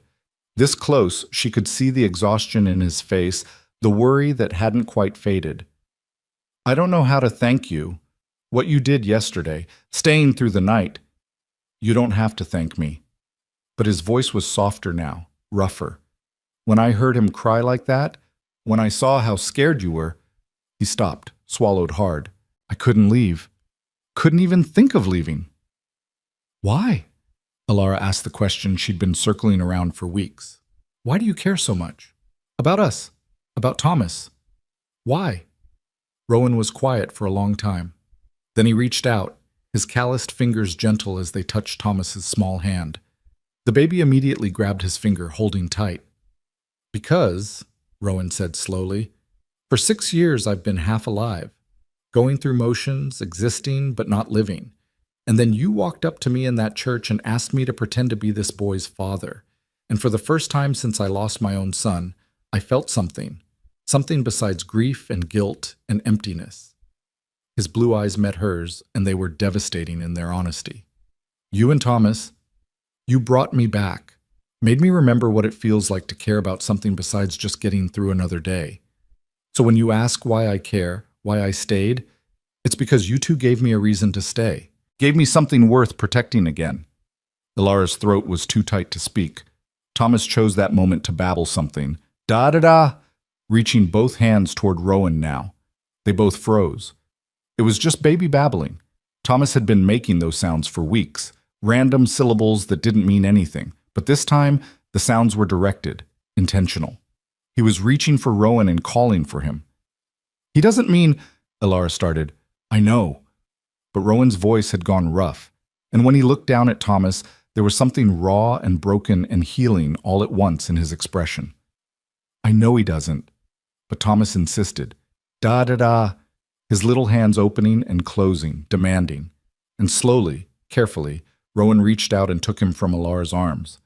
The baby settled immediately, content against Rowan's chest, one small hand patting his jaw. "Da," Thomas said again, softer now, satisfied. And Rowan Blake, The lonely lumberjack who'd lost everything, who'd spent 6 years building walls around his heart, looked down at the child in his arms with tears gathering in his eyes. "Hey there, little one," he whispered. "You feeling better?" Thomas smiled up at him, that full, trusting baby smile. And something fundamental shifted in the small cabin, in the space between the three of them. This wasn't pretend anymore. Maybe it never had been. Alara watched them, this man and her son, this unexpected constellation of her life, and felt her heart make a choice her mind hadn't quite caught up to yet. Felt herself crossing a threshold she'd been approaching since that desperate moment in the church. "Rowan," she said quietly. He looked up, Thomas still cradled in his arms. "Don't go." The words came out barely above a whisper. "I mean, you should go home and rest, but then come back. Not just this afternoon. Come back and stay. For dinner, for the evening. I don't want—" And she took a breath, gathering courage. "I don't want to be alone anymore. And I don't think Thomas wants that either. Alara, I know it's improper. I know what people will say. But I stopped caring about that sometime last night when you were the only person in the world I trusted with my son's life. When you stayed up all night keeping watch so I could sleep. When you—" her voice cracked. "When you looked at him just now like he matters to you. Like we both matter to you." Rowan's throat worked, and for a moment she thought he might refuse, might step back and return to his mountain and his solitude, putting distance between them before things got any more complicated. Instead, he said, "You do matter to me, both of you, more than I probably should admit, more than I thought I'd ever care about anything again." "Then stay," Alara repeated. "Please."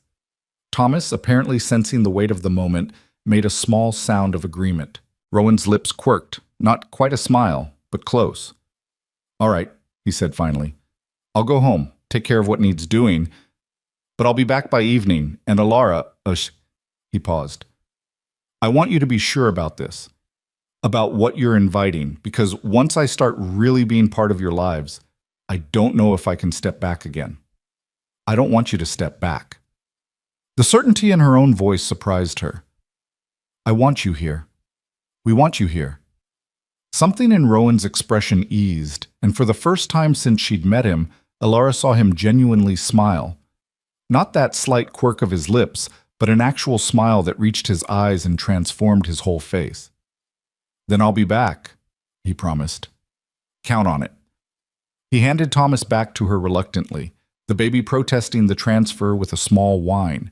Then Rowan touched Alara's cheek, just a brief brush of his fingers, but it sent warmth cascading through her, and headed for the door. Alara stood on the porch with Thomas in her arms, watching Rowan walk across the clearing toward the forest path. Just before he reached the trees, he turned back and lifted his hand in farewell. She waved back, her heart hammering against her ribs with something that felt dangerously like hope. Whatever was happening between them, whatever they were becoming, it was real now, acknowledged. And though it terrified her, though she knew the valley would have opinions and there would be complications ahead, Alara couldn't bring herself to regret it. Thomas had called Rowan Da, and Rowan had looked at her son with love. The rest, she thought, they'd figure out together. True to his word, Rowan returned that evening just as the sun was painting the sky in shades of amber and rose. Alara heard his footsteps on the porch. She'd learned to recognize his particular rhythm, steady and unhurried, and felt her pulse quicken in a way that had nothing to do with fear and everything to do with anticipation. When she opened the door, he stood there with a bundle wrapped in cloth tucked under one arm and a somewhat sheepish expression on his face. "Brought something," he said by way of greeting. "Wasn't sure if you'd need it, but thought it might help." He unwrapped the bundle to reveal several pieces of carved wood, smooth, sanded pieces that fit together to form a small chair, perfectly sized for a toddler. The craftsmanship was exquisite, each joint fitted with precision, the wood polished to a warm sheen.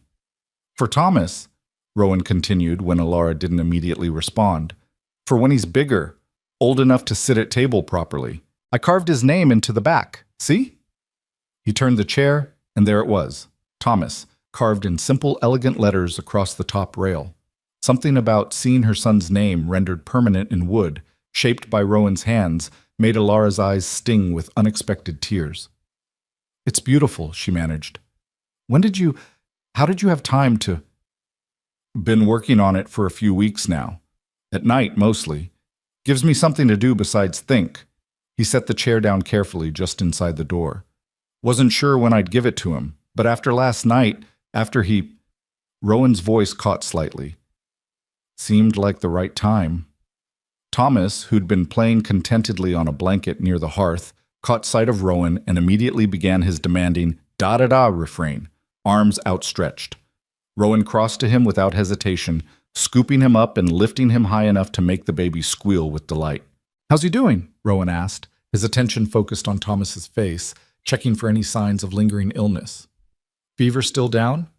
"Gone completely," Ilara reported, moving to stir the pot of stew she'd been preparing.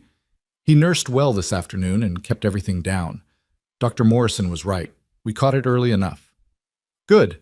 Rowan settled into the rocking chair with Thomas, who immediately grabbed a fistful of his shirt and began babbling an incomprehensible story. "That's real good."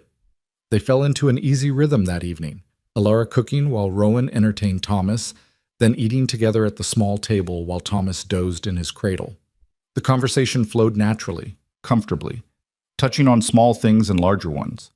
Rowan told her about the stand of oak he'd been surveying on the north face of the mountain, about a fox den he'd discovered, about his plans to expand his timber operation come fall. Ilara shared stories about Thomas's development, how he was trying to pull himself up on furniture now, how he'd discovered his own toes and was fascinated by them, how he smiled every time he heard a bird sing. Normal things, domestic things, the kind of conversation married couples had over dinner, sharing the details of their separate days.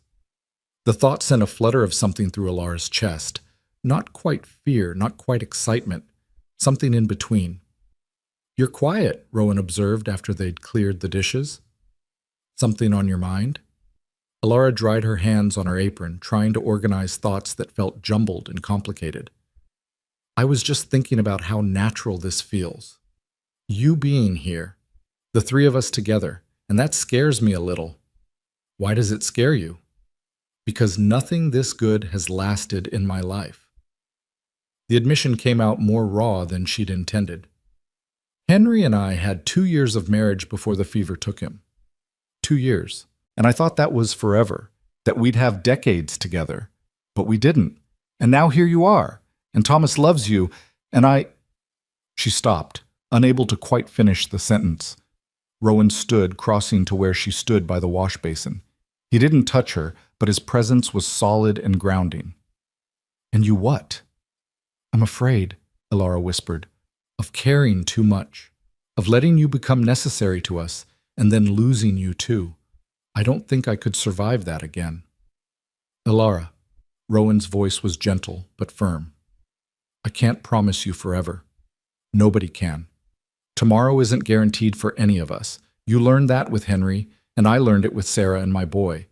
But I can promise you that I'm not going anywhere by choice, that as long as you'll have me, I'll be here." "The valley won't make it easy for us," she said. "You know that, don't you? They're already talking. And if you keep coming here, if we keep—" She gestured vaguely between them. "Whatever this is we're doing, it'll get worse." "Let them talk." Rowan's jaw set in that stubborn line she was beginning to recognize. "Their opinions don't keep me warm at night. Their gossip doesn't put food on my table. And their approval sure as hell doesn't make me happy. You and Thomas do that." The simple declaration hit Ilara harder than any poetry could have. This man, who spoke so rarely and so plainly, had just laid his heart bare with a handful of words. "I care about you," she said, needing him to hear it spoken clearly. "More than I probably should after such a short time. More than is sensible or proper. But I do." Something shifted in Rowan's expression, relief and joy and vulnerability all at once. "I care about you too, both of you. Have for a while now." They stood there in the lamplight, the space between them charged with possibility. Ilara could close that distance, could rise on her toes and kiss him and see where this careful dance they'd been doing might lead. But Thomas chose that moment to wake with a fussy cry, and the moment passed. Rowan stepped back, and Ilara went to tend to her son, and they didn't speak of feelings again that night. But something had been acknowledged, Something had shifted from implicit to explicit. And when Rowan finally left near midnight, he paused at the door and said, "I'll be back tomorrow, and the day after that.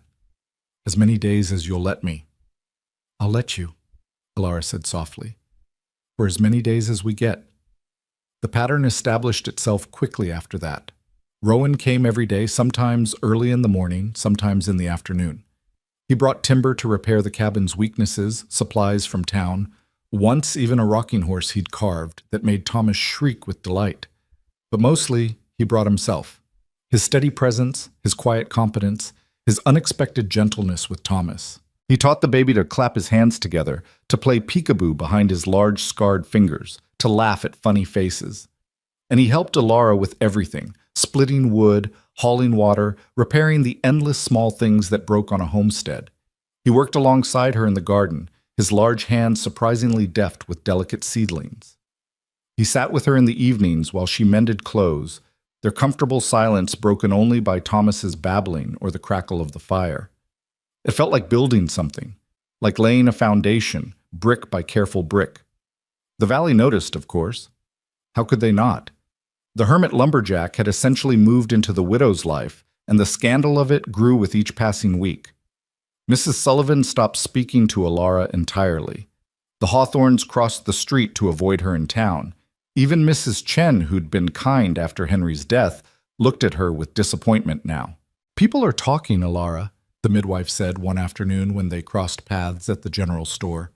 "They're saying things that aren't kind. About you and Mr. Blake, about Thomas, and who's really raising him." "Let them talk." Alara kept her voice level as she selected vegetables, refusing to show how the words stung. "I'm doing nothing wrong. Rowan is helping me maintain my home. That's all." "Is it?" Mrs. Chen's voice was gentle but skeptical. "Because it looks like more than that to everyone who sees you together. And Alara, dear, I'm worried about you. About your reputation and Thomas's future. If people start to think that you and Mr. Blake are involved before there's been a proper courtship, a proper proposal." "My private life is my own business," Alara interrupted, more sharply than she'd intended. "And Thomas is thriving. He's healthy and happy and loved. That's what matters." "But who's loving him?" Mrs. Chen pressed. "You or the lumberjack who's playing at being his father? What happens when Mr. Blake gets tired of playing house and goes back to his mountain? What happens to Thomas then, when the man he's calling Da disappears?" The words hit like physical blows because they echoed Alara's own deepest fears. What if Rowan did leave? What if this was temporary, a diversion for a lonely man, and once the novelty wore off, he'd remember that he preferred solitude? "He won't leave," Alara said, trying to convince herself as much as Mrs. Chen. "He cares about us. Maybe he does, right now. But Alara, you barely know this man. He's been in the valley for 6 years and no one knows anything about him. Where he came from, what he's running from. He's not running from anything. He lost his family, his wife and son. He came here to grieve, and he's been grieving alone all this time." Alara's voice rose despite her efforts to stay calm. "And now he's found a reason to stop grieving, to start living again. Is that so terrible?" Mrs. Chen's expression softened slightly. "No, dear, it's not terrible. But it is fast. And people worry when things happen too fast. They worry about what comes after." "I appreciate your concern," Alara said stiffly, "but I can take care of myself and my son. I've been doing it for 14 months. "I know you have. You're a strong woman," Alara mourned. "Stronger than most. I just hope that strength is enough for what's coming." Mrs. Chen touched her arm gently. "Because the valley can be cruel when it decides someone has stepped outside the lines." Alara carried those words home with her, along with her purchases, and they weighed heavier than any supply sack. She found Rowan on a roof, replacing shingles that had come loose during a recent storm. Thomas was in his cradle on the porch, watching his Da work with fascinated attention. "You're back," Rowan called down when he spotted her. "How was town?" "Complicated," Alara admitted, setting down her parcels. "Mrs. Chen had some things to say about us.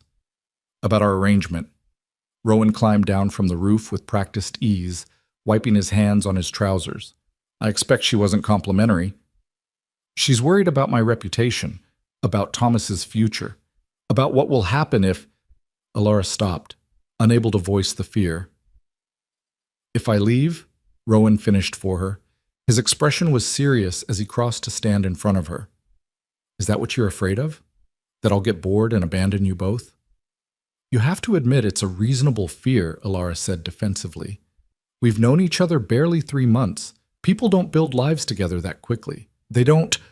Alara. He took her hands, his calloused fingers warm around hers. Look at me. She did, meeting those steady blue eyes. I'm not leaving, he said clearly.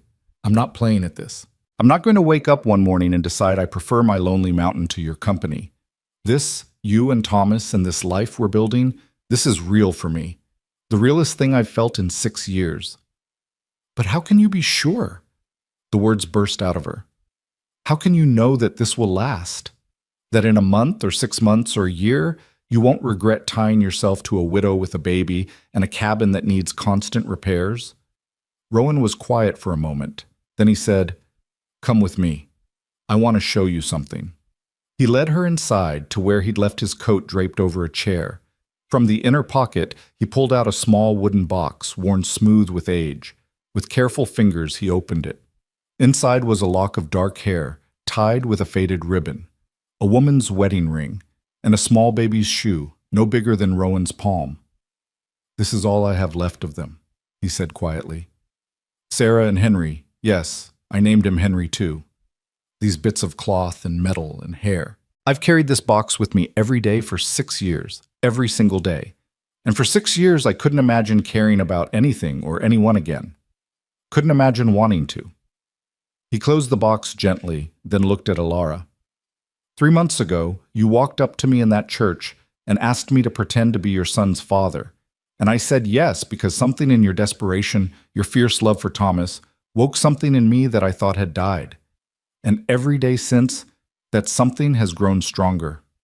Until now, I don't know how to go back to who I was before. Tears were streaming down Alara's face now. Rowan, I'm not replacing Sarah and my Henry. Nothing could do that. But I'm also not going to spend the rest of my life mourning what I lost. I tried that.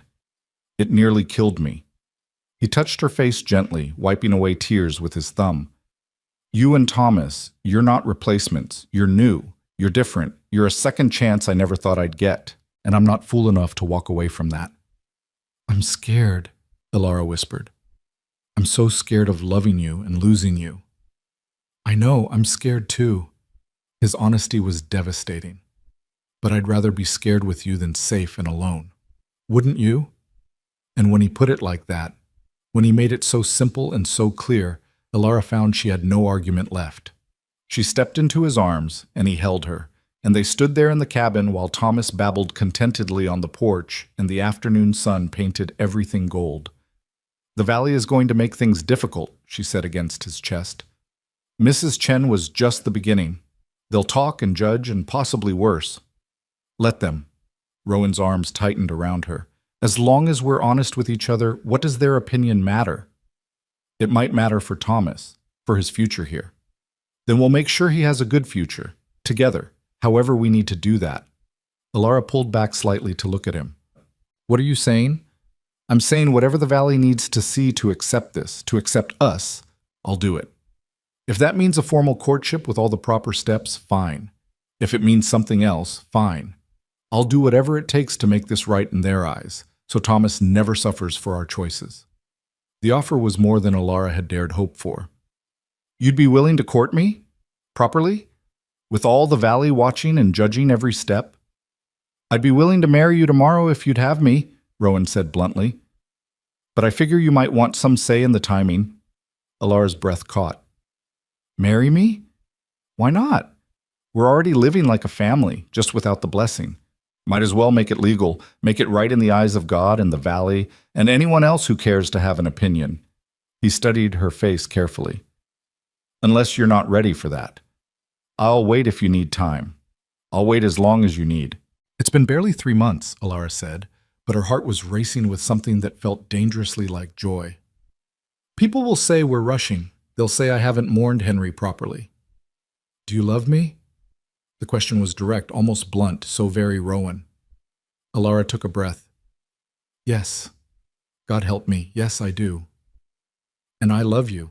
I love Thomas like he's my own blood. So why wait? Why give the Valley more time to build stories about us that aren't true? Let's make it true. Let's make it real and legal and binding. You're serious? Alara searched his face, looking for doubt, for hesitation. Found none. You really want to marry me? I really want to marry you. Rowan's voice was steady, certain. I want to wake up here every morning instead of walking back to my empty cabin. I want to be Thomas's father in truth, not just in his baby words. I want to build a life with you, a real one, starting now. It was too fast, too soon. Every rule of propriety said she should wait, should have a proper mourning period, should let their relationship develop slowly and respectably. But Alara had learned the hard way that tomorrow wasn't guaranteed, that waiting for the perfect time meant potentially losing all time. And she wanted this, wanted Rowan, wanted the family they'd been building in stolen moments and careful hope. Yes, she said, and watched joy transform his face. Yes, I'll marry you. When? Soon as it can be arranged. Rowan was actually smiling now, broad and unguarded. I'll talk to Reverend Ashford tomorrow, see what needs to be done. He's not going to be happy about this, Alara warned. He already thinks poorly of me after the baptism. Then he can think poorly while he performs the ceremony. I'm not asking his permission, just his service. Rowan cupped her face in both hands. Alara mourned, I know this is fast. I know it's unconventional, but I've never been more certain of anything in my life. Say you're sure too. I'm sure, Alara whispered. Terrified, but sure. Good. And then finally, Rowan bent his head and kissed her. It wasn't Alara's first kiss. That had been Henry's, young and eager and sweet. But this kiss was different. Rowan kissed her like she was precious, like she was a promise he was making with his whole body. His lips were gentle but sure against hers, his hands steady where they cupped her face. When they finally pulled apart, both breathing a little harder, Rowan rested his forehead against hers. I'm going to make you happy, he said quietly. Going to make both of you happy. That's a promise. You already do, Alara replied, her hands coming up to cover his where they still held her face. Every day you're here, you do. They were interrupted by Thomas, who'd apparently decided he'd been ignored long enough and was making his displeasure known with increasingly loud protests. They broke apart laughing, and Rowan went to collect the baby while Alara started preparing dinner. Normal, domestic, perfect. That evening, after they'd eaten and Thomas had been put to bed, Rowan brought up the practicalities. I should talk to your late husband's family, anyone who might object to this marriage. There's no one close by, Alara said. Henry's parents are both gone, and his brother moved to California years ago. My own family is in Boston. I could write to them, but I doubt they'd come all this way. We were never close. What about friends? People in the valley who knew Henry. They'll want to have their say. Probably. Alara thought of the valley families, their judgment, and their gossip. But I don't need their permission, Rowan. I'm a grown woman. I can choose who I want to build a life with. I know. But for Thomas's sake, I want to do this as right as possible, so there's no question about his place in the community. About whether he's legitimate, whether he's accepted. Rowan's expression was serious. I want to adopt him properly, make him a Blake in name and in law, if you'll allow it. The offer stole Alara's breath. You want to adopt Thomas? Legally? I want him to be my son, in every way that matters. Rowan's voice roughened slightly. Want him to have my name, my protection. Want there to be no doubt in anyone's mind that I'm his father and he's my boy. But he's Henry's son, Alara said softly. I don't want Thomas to forget his real father. Don't want him to grow up thinking... He won't forget, Rowan interrupted gently. We'll tell him about Henry. Keep his memory alive. Make sure Thomas knows where he came from. But Alara, I'll be the father who raises him, who teaches him to walk and talk and work with his hands, who's there when he wakes from nightmares and when he takes his first steps and when he asks the hard questions. That's the father he'll know. And I want that to be recognized. It was everything Ilara hadn't dared hope for. Not just a husband for herself, but a true father for Thomas. Someone who wanted to claim her son not out of obligation, but out of love. Yes, she said, her voice thick with emotion. Yes, you can adopt him. He'd be lucky to be a Blake. I'm the lucky one, Rowan said quietly. Getting a family when I thought that chance was gone forever. I won't take that for granted. Either of you. They sat together by the fire late into the night, making plans, discussing practicalities, occasionally just sitting in comfortable silence. It felt right in a way that nothing had felt right since Henry's death. It felt like coming home. But the next morning, when Rowan went to speak with Reverend Ashford about arranging the marriage, he returned to the cabin with a grim expression. What happened? Ilara asked, dread pooling in her stomach. The Reverend refused. Rowan's jaw was tight with suppressed anger. Said it was too soon, too improper. Said he wouldn't participate in what he called a disgrace to your late husband's memory. He refused to marry us? Ilara felt the shock of it like cold water. But he has to. It's his job. He said he'd reconsider in a year, maybe, if we can prove our relationship is respectable and God-fearing. Rowan's voice dripped with scorn. Whatever that means. A year? Ilara sank into a chair, feeling defeated. We can't wait a year. The gossip will tear us apart by then. And Thomas, I know. Rowan knelt beside her chair, taking her hands. But there are other options. There's a minister in the next valley over. We could go there, get married quietly, without the whole town watching. They'd never recognize it, Ilara said dully. The valley would claim it wasn't legitimate, wasn't proper. We'd be outcasts. We're already outcasts in their eyes. Rowan squeezed her hands. Ilara, I don't care what they think. I care what you think. What Thomas needs, and what we need, is to be a family, legal and recognized or not. Before Ilara could respond, there was a sharp knock at the door. Rowan stood, his body language immediately protective, and moved to answer it. A man stood on the porch, tall, well-dressed, with Ilara's late husband's dark hair and sharp features. She recognized him instantly, even though she hadn't seen him in nearly 3 years. Marcus, she breathed. Henry's brother, from California. What are you doing here? Marcus Morn looked past Rowan to where Ilara sat, his expression cold and assessing. I'm here because the valley sent me a letter about my brother's widow and the unseemly situation she's gotten herself into. And I'm here to put a stop to it before she ruins my nephew's life completely. The confrontation Ilara had been dreading had finally arrived. The silence that followed Marcus Morn's declaration stretched taut as a bowstring. Ilara felt her blood turn to ice, while beside her Rowan's entire body had gone rigid, his hands curling into fists at his sides. You need to leave, Rowan said, his voice dangerously quiet. Right now. Marcus's gaze swept over Rowan with obvious disdain. And you must be the lumberjack, the one who's been living in sin with my brother's widow, pretending to be father to my brother's son. He turned his attention to Ilara. I'm disappointed in you, Ilara. I thought Henry married a woman with some sense of propriety. How dare you? Ilara found her voice, shock giving way to anger. You have no right to come here and judge me. You weren't here when Henry died. You weren't here when I had to bury him alone or when I gave birth to Thomas without family beside me. You weren't here for any of it. I'm here now. Marcus stepped past Rowan into the cabin uninvited, his expensive boots loud on the wooden floor. And I'm taking my nephew back to California with me, where he can be raised properly, away from this shameful situation. The words hit Ilara like a physical blow. You're not taking my son anywhere. He's not just your son. He's a Morn, my brother's heir. And I won't let you destroy his future by raising him in this. Marcus gestured around the humble cabin with obvious contempt. This squalor, with a man you've known for barely any time at all. Get out. Rowan's voice was still quiet, but there was steel beneath it now. You've said your piece. Now leave. I'm not leaving without the boy. Marcus pulled a folded document from his coat pocket. I've already filed papers with the territorial court.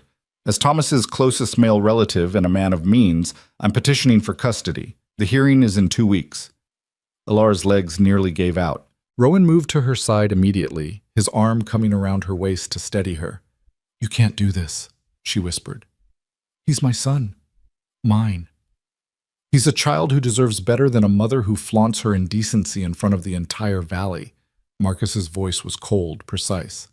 "I have letters from concerned citizens, testimony from the minister himself about how you forced this man to participate in Thomas's baptism under false pretenses.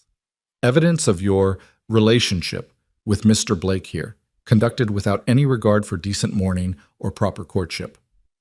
"We're getting married," Alara said desperately. "We were going to be married. That makes it proper, doesn't it?" "After how long? 3 months?" Marcus laughed, but there was no humor in it. The law doesn't look kindly on widows who rush into new arrangements before their husband's grave has even settled.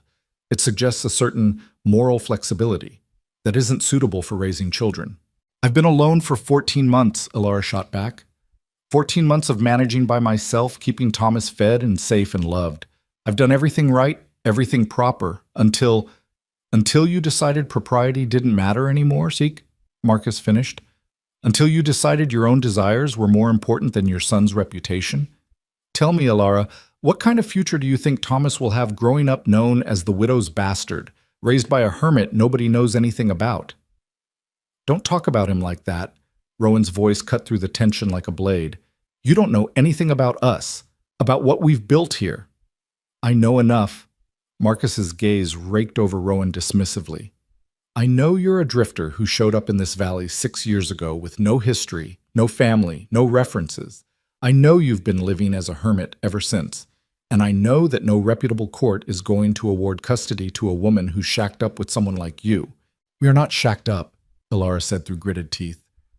"Rowan has been helping me maintain my home, that's all." "Is it?" Marcus's smile was cruel. "Then why is there a child's chair with Thomas's name carved into it, sitting by your table? Why does the baby reach for this man and call him Da? Why has he been seen leaving your cabin at all hours, sometimes staying overnight?" Alara's face flushed. "Thomas was sick. Rowan stayed to help me care for him. There was nothing improper about it. That's not how the valley sees it, and it's not how the court will see it either." Marcus folded his arms. "I'm offering you a way out of this, Alara. Sign custody over to me willingly, and I'll make sure Thomas is raised with every advantage. Good schools, respectable society, a proper future. Refuse, and I'll drag you through a court battle that will expose every indiscretion, every improper moment. And you'll lose anyway, because no judge is going to side with you when I present the evidence I have." "Evidence?" Rowan's voice was sharp. "What evidence?" "Testimony from multiple valley residents about your cohabitation. The minister's statement about the false baptism. The doctor's record showing that Mr. Blake here paid for Thomas's medical care, acting as the father, when he has no legal right to do so." Marcus's smile widened. "Shall I go on?" Alara felt the ground shifting beneath her feet. Everything they'd done out of love, out of necessity, was being twisted into something ugly and shameful. "Please," she said, hating the pleading in her voice but unable to stop it. "Please don't do this. Thomas needs me. What he needs is a stable home with a married couple who can provide for him properly, which you are not." Marcus moved toward the cradle where Thomas was just beginning to stir from his nap. "I'll be back in 2 weeks with the court order. In the meantime, I suggest you prepare yourself for the inevitable." Rowan moved faster than Alara had ever seen him move, positioning himself between Marcus and the cradle. "You're not touching him." For the first time, something like uncertainty flickered across Marcus's face. Rowan was taller, broader, and right now he looked like he was barely restraining himself from violence. "Are you threatening me?" Marcus asked, but he'd stopped advancing. "I'm telling you that if you try to take that baby right now, we're going to have a problem. A big one." Rowan's voice was steady, but his eyes were ice cold. "You have your court date. Fine. We'll see you there. But until a judge says otherwise, Thomas stays with his mother. Am I clear?" Marcus stared at him for a long moment, then adjusted his coat with an annoyed gesture. 2 weeks, Alara. I suggest you use that time to consider what's really best for your son. Because this man," he jerked his head toward Rowan, "he's going to cost you everything." He swept out of the cabin, leaving a wake of devastation behind him. The moment the door closed, Alara's knees buckled. Rowan caught her, lowering them both to the floor, and she buried her face in his chest and finally let herself fall apart. "He's going to take Thomas," she sobbed. "He's going to take my baby, and there's nothing I can do to stop him." "The hell there isn't!" Rowan's arms were tight around her, his voice fierce. "We're going to fight this. We're going to fight it with everything we have." "How?" "You heard him. He has testimony, evidence, the minister on his side. What do we have?" "We have the truth. We have the fact that you're Thomas's mother, and you've been taking care of him perfectly well. We have the fact that I love you both, and I'm not going anywhere." Rowan pulled back enough to look at her face. "And we have 2 weeks to figure out how to prove it."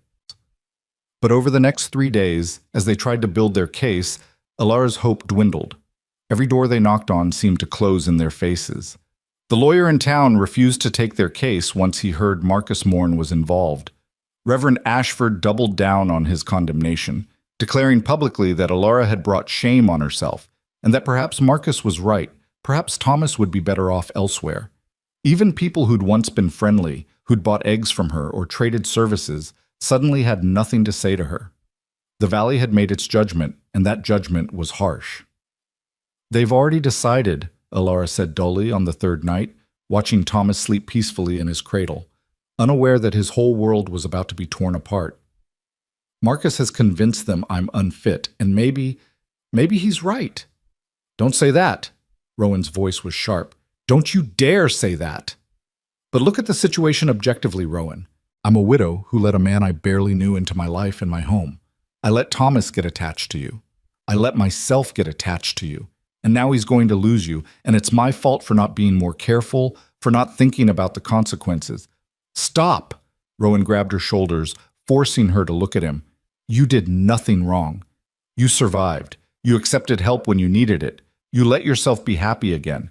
Those aren't crimes, Alara. Those are the actions of a strong woman doing her best in impossible circumstances." "But it's not enough. My best isn't enough to keep my son." Rowan was quiet for a long moment. Then he said, "What if we did what Marcus is doing? What if we fought with every weapon we have?" "We don't have any weapons. We're nobody. He has money, connections, the law on his side. We have something he doesn't." Rowan's expression was intense. "We have the fact that we love Thomas, that we know him, that we're the ones who've been caring for him every single day." He stood pacing the small cabin. "And we have the fact that if we were married, properly, legally married, before that court date, it would be a lot harder for Marcus to claim you're unfit. But Reverend Ashford refused to marry us. And if we go to another valley, the marriage won't be recognized here. Then we make him change his mind." Rowan's jaw was set with determination. "We make the whole damn valley change their minds. We show them that we're not the scandal they think we are, that we're a family, and we deserve to stay together." "How do we do that?" "By being visible, by being undeniable." Rowan knelt beside her chair. "Starting tomorrow, I'm moving in here, properly. Not sneaking away at night, not pretending we're just friends who share meals. I'm going to be here as Thomas's father and your partner, and I'm going to dare anyone to say it's wrong." "That'll make things worse," Alara protested. "That'll give Marcus exactly the ammunition he needs. Or it'll show the valley that we're serious, that this isn't some sordid affair, but two people building a real life together. Sometimes the only way to fight scandal is to refuse to be scandalized." Rowan took her hands. "Trust me. Please. I've got an idea, but I need you to trust me." Alara looked at this man who'd come into her life so unexpectedly, who'd given her hope when she'd had none, who loved her son like his own. And she realized she did trust him, completely. "All right," she said. "What do we do?" The next morning, Rowan Blake walked into the center of the valley with his head high and his purpose clear. He went straight to the general store, where he knew the most gossips would be gathered, and he announced in a voice that carried to every corner of the room, "I'm here to buy supplies for my family, for my wife-to-be, Alara Morn, and my son, Thomas. And I want everyone here to know that I'm proud to be building a life with them, proud to be a father to that boy. And anyone who has a problem with it can say so to my face." The store went dead silent. Mrs. Sullivan stood frozen with a bolt of fabric in her hands. The Brennan boys stared with wide eyes. Even Mr. Jameson, the store owner, looked shocked. Then, into that silence, a voice spoke up from the back of the store. "I don't have a problem with it." Everyone turned. Mrs. Chen, the midwife, stepped forward. Her expression was serious, but not unkind. "I've been thinking about what I said to you, Alara, and I was wrong. Wrong to judge, wrong to add to your burdens. You're a good mother, and Mr. Blake here has shown more dedication to that child than some blood fathers I've seen." "Now wait just a minute," Mrs. Sullivan started, but Mrs. Chen cut her off. "No, you wait. We've all been so busy gossiping and judging that we forgot what matters. That baby is healthy and loved. Alara is managing against odds that would have broken most of us. And Mr. Blake has done nothing but help her. Where's the sin in that? Where's the shame? The impropriety," Mrs. Sullivan sputtered. "The impropriety is in us," Mrs. Chen said firmly, "in the way we've treated a young widow who was just trying to survive, in the way we've made her feel ashamed for accepting help. I'm done with it. And if Reverend Ashford won't marry them, I'll stand as witness and advocate to any court that will listen that this is a family that deserves to stay together." "I'll stand too," said a voice from the doorway. Young Mr. Cooper, whose family Henry had died trying to save, stepped into the store. "Mr. Morn gave his life for my family. The least I can do is stand up for his widow and his son. If Rowan Blake is willing to be a father to that boy, then I say we should be thanking him, not condemning him." "And me," said Mrs. Brennan, surprising everyone including her own sons. "I've been watching them in town, the way he is with the baby, the way he looks at Alara. That's not sin, that's love. And we could use more of it in this valley, if you ask me." One by one, more voices spoke up. Not everyone. Mrs. Sullivan and her closest friends remained tight-lipped and disapproving. But enough. Enough that the tide began to turn. That afternoon, a delegation of Valley residents marched to Reverend Ashford's home. Led by Mrs. Chen and Mr. Cooper, they requested, politely but firmly, that the Reverend reconsider his position on marrying Alara and Rowan. "The Valley needs to stand together," Mrs. Chen told him, "and that means supporting our own instead of tearing them down. Marcus Morn hasn't been here. He doesn't know this community. But we do. And we're telling you that Alara and Rowan deserve our support, not our judgment." Reverend Ashford, faced with a united front from his own congregation, reluctantly agreed to perform the ceremony. "But," he insisted, "it must be done properly, with witnesses, with the full blessing of the church. I won't have anyone saying I sanctioned something shameful." "It won't be shameful," Rowan promised. "It'll be honest. That's all we want." The wedding was arranged for the following Sunday, exactly 1 week before the custody hearing. It would be small and simple, but it would be legal and recognized. It would make them a family in the eyes of the law. But Marcus Morn wasn't finished fighting. 3 days before the wedding, he appeared at the cabin again, this time with a sheriff's deputy in tow. "I'm filing an emergency petition," Marcus announced. "Based on evidence of cohabitation and moral unfitness, I'm requesting immediate temporary custody pending the hearing." Alara felt her world tilt. "You can't."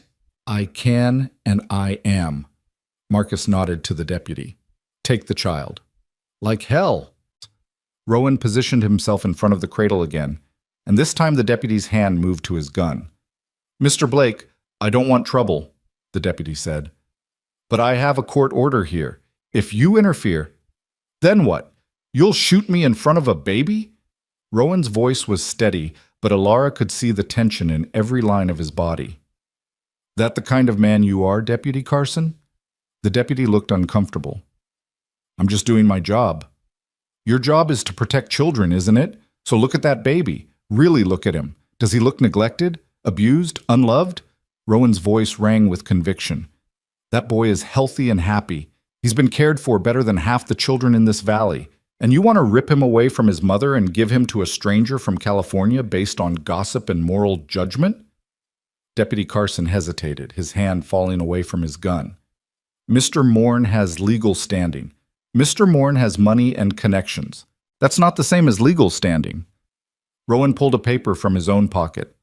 "This is a statement from Dr. Morrison attesting to Thomas's excellent health and care. And this," he pulled out another paper, "is a petition signed by 20 Valley residents stating that Alara Morn is a fit mother and that Marcus Morn's claims are without merit. The deputy took the papers, scanning them with obvious surprise. I didn't know. No, you didn't. Because Marcus Morn told you his version and you believed him without asking questions. Rowan's voice softened slightly. I'm asking you to wait. 1 week, that's all. In 1 week, Alara and I will be married. We'll be a legally recognized family. And then Marcus Morn's arguments about her moral fitness go away. 1 week. Can you give us that? Deputy Carson looked between Rowan, Alara, and Marcus Morn. Then he looked at Thomas, who'd woken up and was staring at all the strangers with wide, frightened eyes. 1 week, the deputy said finally. But Mr. Morn, you should know, if these papers are legitimate and if they do marry, your case for custody is going to be a lot weaker.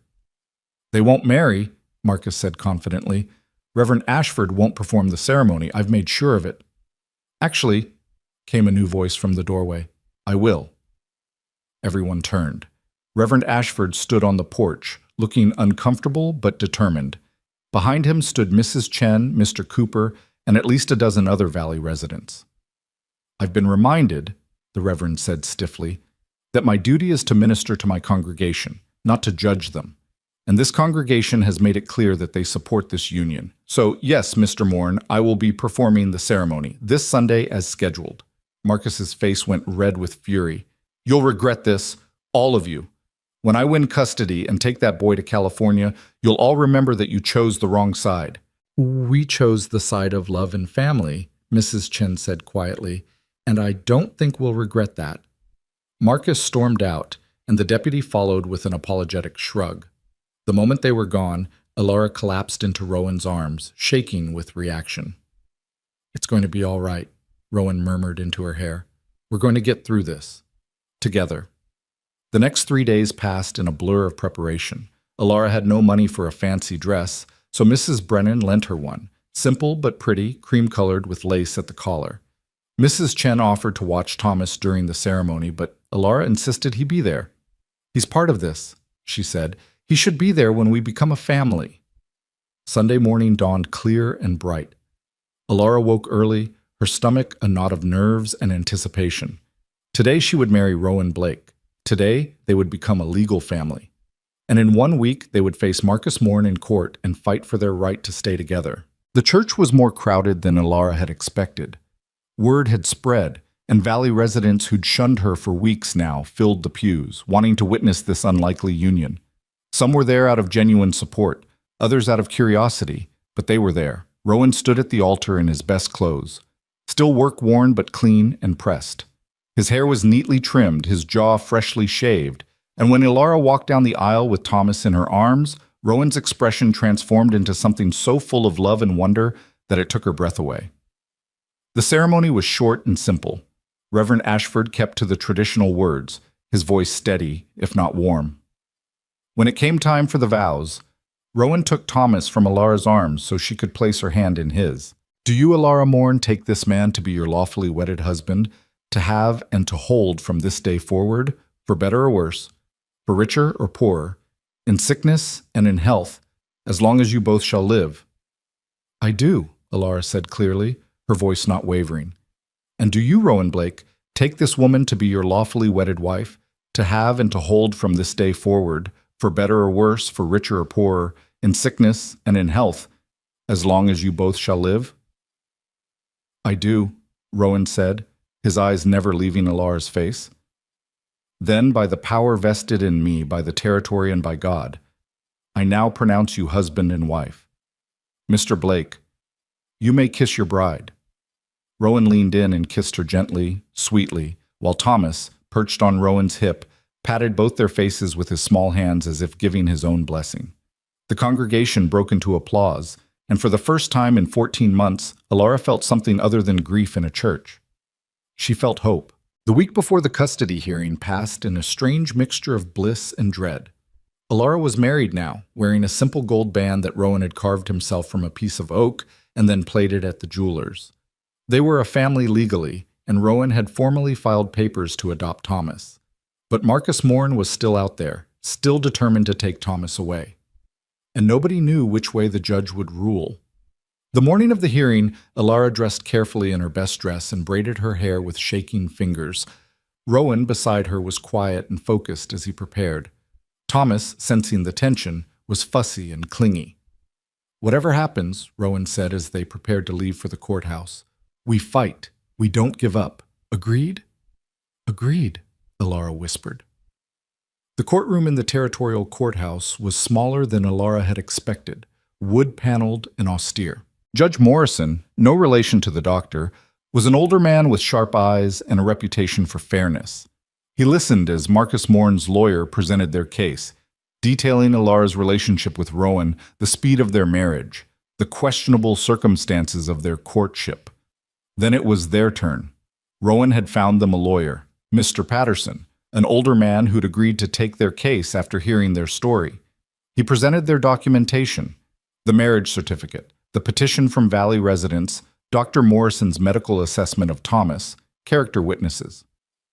"Your Honor," Mr. Patterson said, "what we have here is not a case of neglect or unfitness. We have a young widow who lost her husband tragically and found herself alone with an infant son. She did what any strong woman would do. She survived. She maintained her home, cared for her child, and yes, eventually accepted help from a good man who'd also suffered loss. Mr. Blake and Mrs. Blake," he emphasized the new name, "are now legally married and have the support of their community. Thomas is thriving in their care. Mr. Marcus Morn, while a blood relative, is essentially a stranger to this child. He has no relationship with Thomas, hasn't visited until now, and his sudden interest in custody seems motivated more by family pride than genuine concern for the child's welfare." Marcus's lawyer fired back, but Judge Morrison held up a hand. "I'd like to hear from Mrs. Blake herself."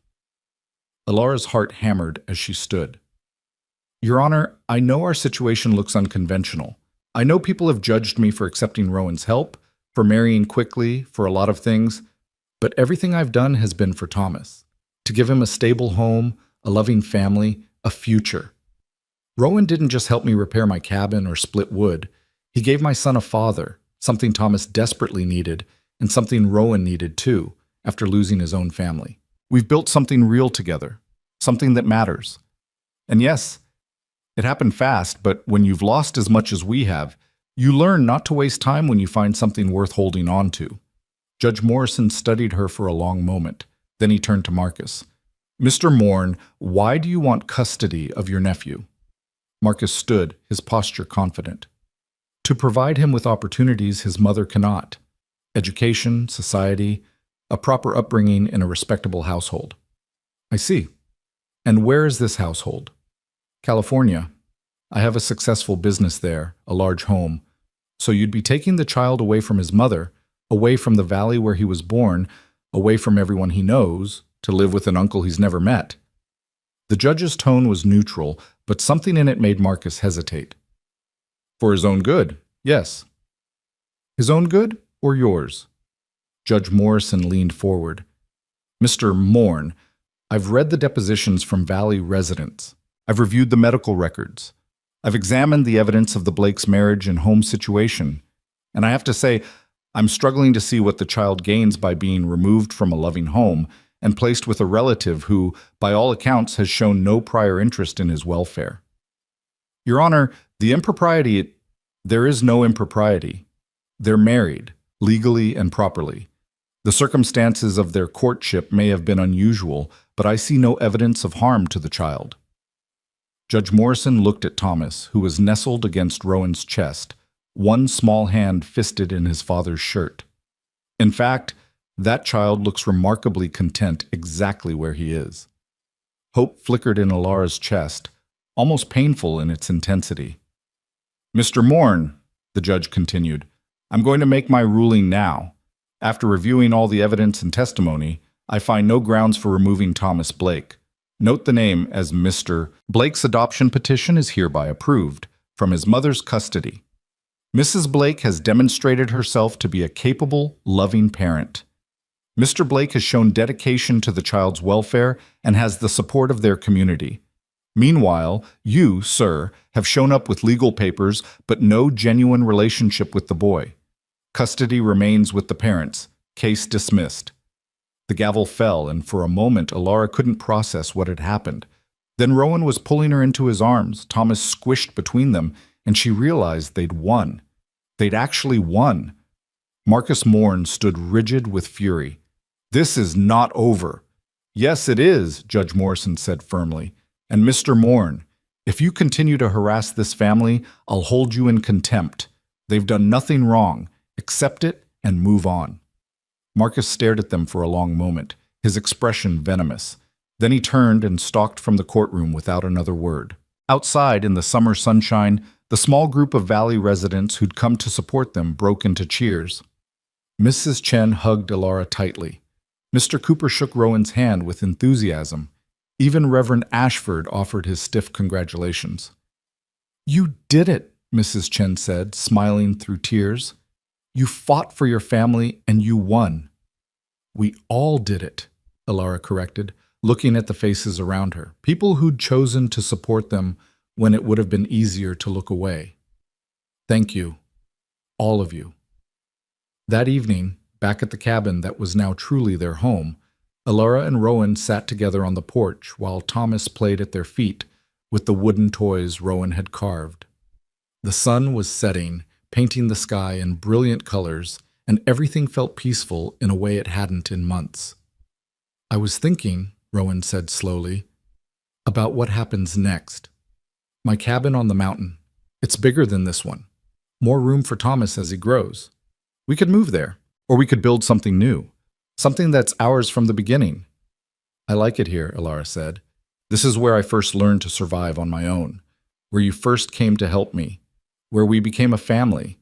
It feels right to stay." "Then we stay, and we'll build onto it. Add a proper bedroom for Thomas, maybe expand the kitchen, make it big enough for the life we're building." He paused. "Maybe big enough for more than just the three of us eventually." Alara's breath caught. "More? If you want. No rush. But someday, maybe. Brothers or sisters for Thomas, a house full of noise and life." Rowan looked almost shy, suggesting it. "If that's something you'd want." "I'd want that," Alara said softly. "Very much." Thomas chose that moment to toddle over. He'd just started taking real steps in the past week and pull himself up on Rowan's knee. "Papa," he said clearly, distinctly, not baby babble anymore, but a real word, a real name for the man who'd become his father. Rowan's eyes went bright with tears. He scooped Thomas up and held him close, pressing a kiss to the top of his head. "That's right, little one. I'm your papa. Always will be." Alara leaned against Rowan's shoulder, one hand on her son's back, and felt something she hadn't felt since before Henry died. Complete. Not the completion that comes from having no problems or struggles, they'd have plenty of those ahead, but the completion that comes from knowing you're exactly where you're meant to be, with exactly the people you're meant to be with. "Do you ever wonder," she asked quietly, "what would have happened if I hadn't walked up to you in that church? If I just left after the Reverend refused to baptize Thomas?" "I wonder," Rowan admitted, "and then I thank God you were brave enough to ask, desperate enough or crazy enough or whatever it was that made you approach a stranger and trust him with something so important." "I think I knew," Alara said. "Even then, something in me recognized something in you, knew you'd understand, knew you'd help. I'm glad you trusted that instinct." Rowan shifted Thomas to a more comfortable position, the baby's head drooping as sleep overtook him. "Because that moment, you asking me to pretend to be Thomas's father, that was the moment my life started again. I just didn't know it yet." They sat together as the sun finished setting, as the stars began to appear in the darkening sky. Thomas slept peacefully against his father's chest. The forest around them settled into its nighttime rhythms, and inside the small cabin, lamps glowed warmly, promising comfort and safety and home. "I love you," Alara said, simple and true. "I love you too," Rowan replied. "Both of you. My family." His family. The words that had once belonged to people lost to fever and grief now belonged to new people, new love, new life. The past would always be part of them. Henry's memory would live on in Thomas, and Sarah and little Henry would always have a place in Rowan's heart. But the past didn't have to define them anymore. They had built something new from their shared losses, had created a family, not from blood or obligation, but from choice and courage and love that grew in unlikely soil. A week later, on a sunny Sunday afternoon, the valley gathered for a celebration at the Blake homestead. It wasn't quite a wedding reception, that had been too hurried to include festivities, but rather a welcoming. An acknowledgement that Rowan Blake was no longer the hermit on the mountain, and Alara was no longer the widow struggling alone. And together they were a family the valley could embrace. There was food and music and children running through the clearing while adults talked and laughed. Thomas, dressed in new clothes, misses. Brennan had sewn, held court in his father's arms, charming everyone with his smiles and his increasingly clear attempts at words. "He's going to be a talker," Mrs. Chen predicted, tickling Thomas under the chin. "Mark my words. Won't be able to get him to hush in another year or two." "Good," Rowan said.